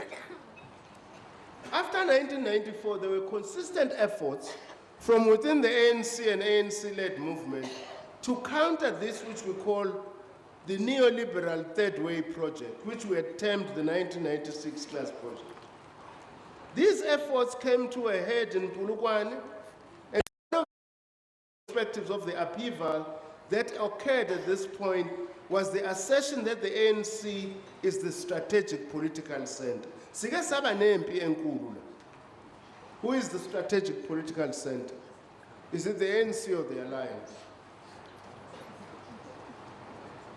At face value, and for many, these assertions of the strategic primacy of the ANC-led movement represented an attempt to reassert the democratic and mass-based movement character of the ANC. However, if truth be told, let's go back and look at Polokwane soberly. Not with, what is this colored, what? Rose-colored glasses. In practice, the Polokwane moment involved a marriage of convenience, or perhaps an unholy alliance, of the broad left anti-neoliberal bloc with demagogic forces for whom the accession of the ANC as the strategic political center was a move to displace incumbents in the state with their own, in order to advance an even more aggressive parasitic rent-seeking agenda. These latter forces identified patronage-based mobilization within the ANC as the soft underbelly from which to capture strategic positions within the state. But some of them are gone now, in the form of the EFF. Oh, Marima, they were not fighting with us because we shared the same broad economic or political perspective. They wanted to replace those who were in power so that they themselves can come in and eat.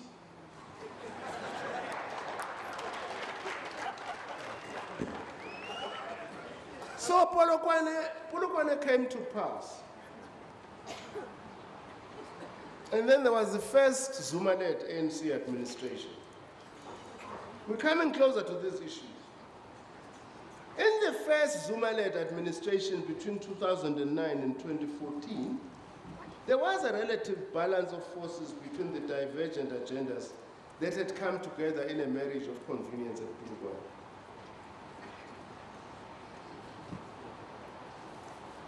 In some sectors, held with a major shift on AIDS, trade and industrial policy, state-led infrastructure spend, recalibrating competition policy as a means to leverage economic transformation, a greater emphasis on vocational training.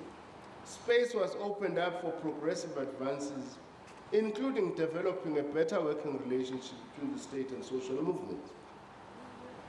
By the way, we must not be misunderstood. There are many sane comrades in the African National Congress.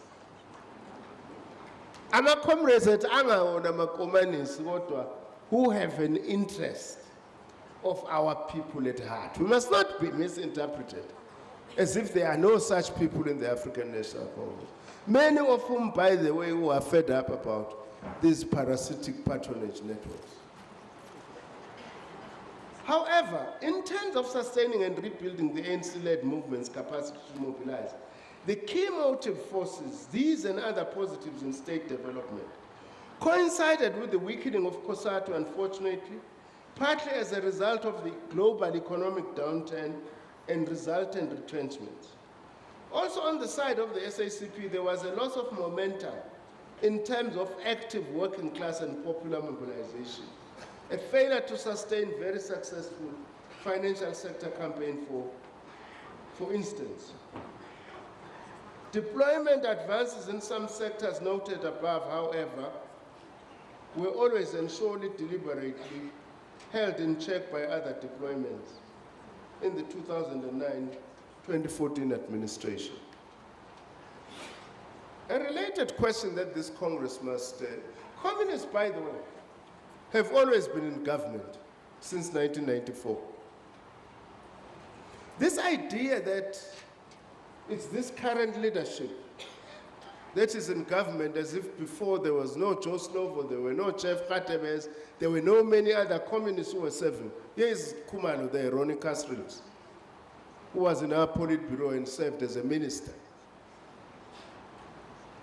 But at the same time, we need to ask the question, has the deployment since 2009 tended to strengthen or weaken the party, deployment into government? We must be frank about that, which is what also this document is trying to pose this question. Now,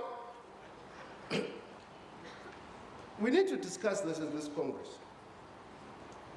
We know there are many communists who are serving in government. Important advances were made in the 2009 administration, but the constraints that we have noted above meant that the structural problems within the political economy were not radically and systematically addressed. Where there was significant massification of programs, like the 17 million social grants reaching some 10 million beneficiaries, and the largest rollout of antiretrovirals in the world, critical gains were achieved. The floor of poverty was lifted, and there have been significant and rapid gains in life expectancy. While these were absolutely essential interventions, they were not inherently transformative.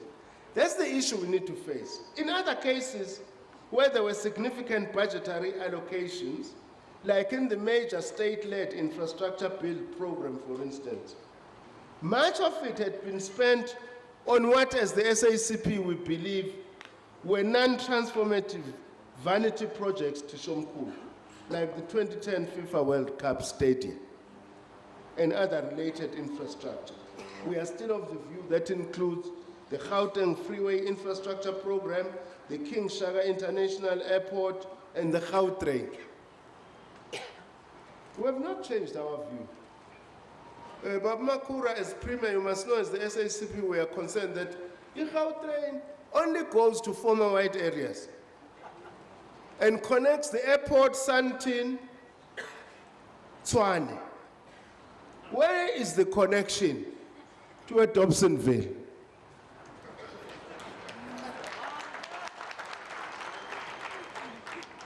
So, to Katlehong, for instance. Now, it's coming. We'll hold you on to that you said it. In the first Zuma-led ANC-led administration, with the establishment of a Presidential Infrastructure Coordinating Commission, there was progress in reorienting state-led infrastructure spending into a more coordinated and integrated approach.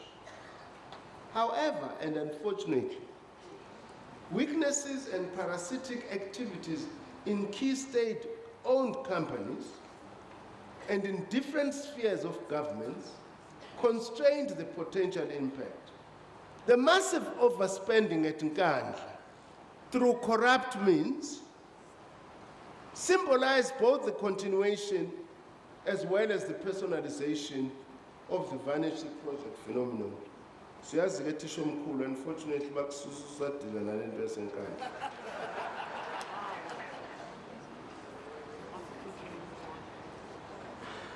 Sakubona izolo ebusuku unika ama-awards e-PSL.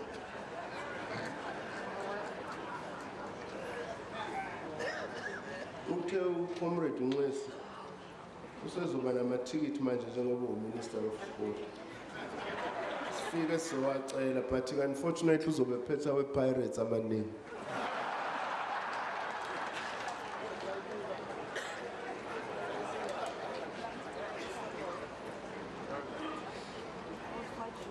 As for social infrastructure, the mass low-cost RDP and other subsidized housing programs have had the unintended consequence of entrenching apartheid spatial patterns by building working-class housing in peripheral locations far from work and other resources. And this has served simply to reproduce working-class marginalization and black poverty. The Gauteng Signature Housing Project, the mixed-income Cosmos City development, was targeted at both subsidized housing for the working class and poor and mortgaged houses for the emergent black professional and other middle strata. However, only a small percentage of the original beneficiaries, owners, are still staying in their houses as a result of the enormous cost of transport because of its location. The subsidized houses are being sold at far below the cost to the state of their construction as the original beneficiaries move out. There are also wide-scale bank repossessions of mortgaged houses in Cosmos City, with auctioning off sales on average fetching 30% less than nominal market value. By the way, the question we need to ask ourselves as the SACP is, are South Africa's urban areas having a housing problem or a cash problem? Why this sale of houses built by government? What is the manifestation of this demand for more houses? Is it really because there is a huge housing crisis, or there is an income crisis? Let me put it that way. I think it's a question that deserves to be interrogated. I'm not providing an answer. I'm just merely asking that as a matter of interest.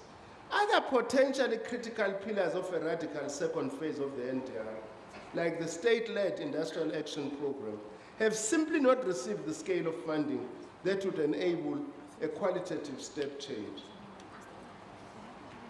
In some cases, the worst ravages of neoliberal-driven deindustrialization and job losses have been halted.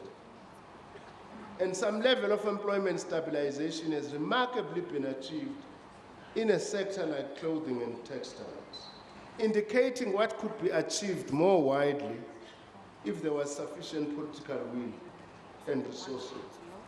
Public employment programs, while achieving relative massification, are given the extraordinary levels of unemployment nowhere near the scale required and envisaged.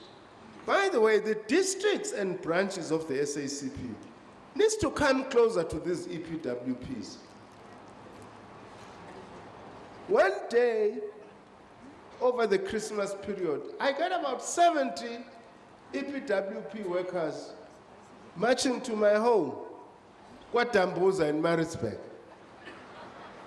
I said, but comrades, why? What have I done now? They say, no, we've been fired. Some of us have been on this EPWP for 5 years. We discover some of them actually were given these EPWP posts so that they could be runners in the ANC KZN conference. Some of them were no longer that helpful. They are being kicked out. Now, that's just one example of the kind of corruption also that is associated with the EPWP. I've forgotten I'm looking at the former Minister of Public Works, but there's the Deputy Minister of Public Works next to him. We need to be coming close to these things because they can really make a big difference in the lives of our communities. As for land reform, not enough human resources and financial resources. Now, constraining, therefore, serious radical transformation has been the deliberate balancing of forces within Cabinet and the movement and key departmental and SOC deployment. Throughout the first Zuma-led administration, Treasury remained firmly in the grip of a neoliberal orientation. We agree with COSATU. The SACP's partial policy victory at the 2009-2007 Polokwane Conference for the establishment of a state planning organ was watered down into current National Planning Commission, which we think is not as effective as it could have been. It was much more better integrated into state structures. So we note that there have been some advances during the first Zuma administration of a serious kind that we could build on. But post-2014, the picture is changing. State capture then takes off on steroids as the bourgeois democratic tendency degenerates into parasitism. That is the immediate threat that we are facing now. We have seen the dramatic disruption of the pre-existing but always unstable post-Polokwane relative correlation of forces within the ANC and government. And we want to say this as the South African Communist Party, including speaking for myself personally. We feel a betrayal in terms of the understanding we had in Polokwane. That has been betrayed. Our trust has been broken. And we must learn a lesson as the SACP. Unless we root ourselves amongst the people, we can't just freely give trust, which when broken, things go haywire. Personally, njengonzimande, that's how I feel. Mhlambe ningibeke icala nawe. Nawe nzimande wathemba kakhulu mfowethu.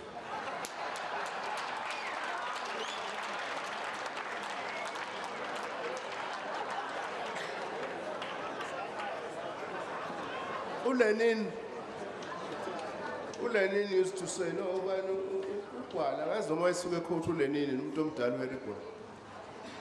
he used to say the problems of revolutions is not to make mistakes. All revolutions make mistakes. The challenge is whether we are able to identify that as a mistake and act to correct it.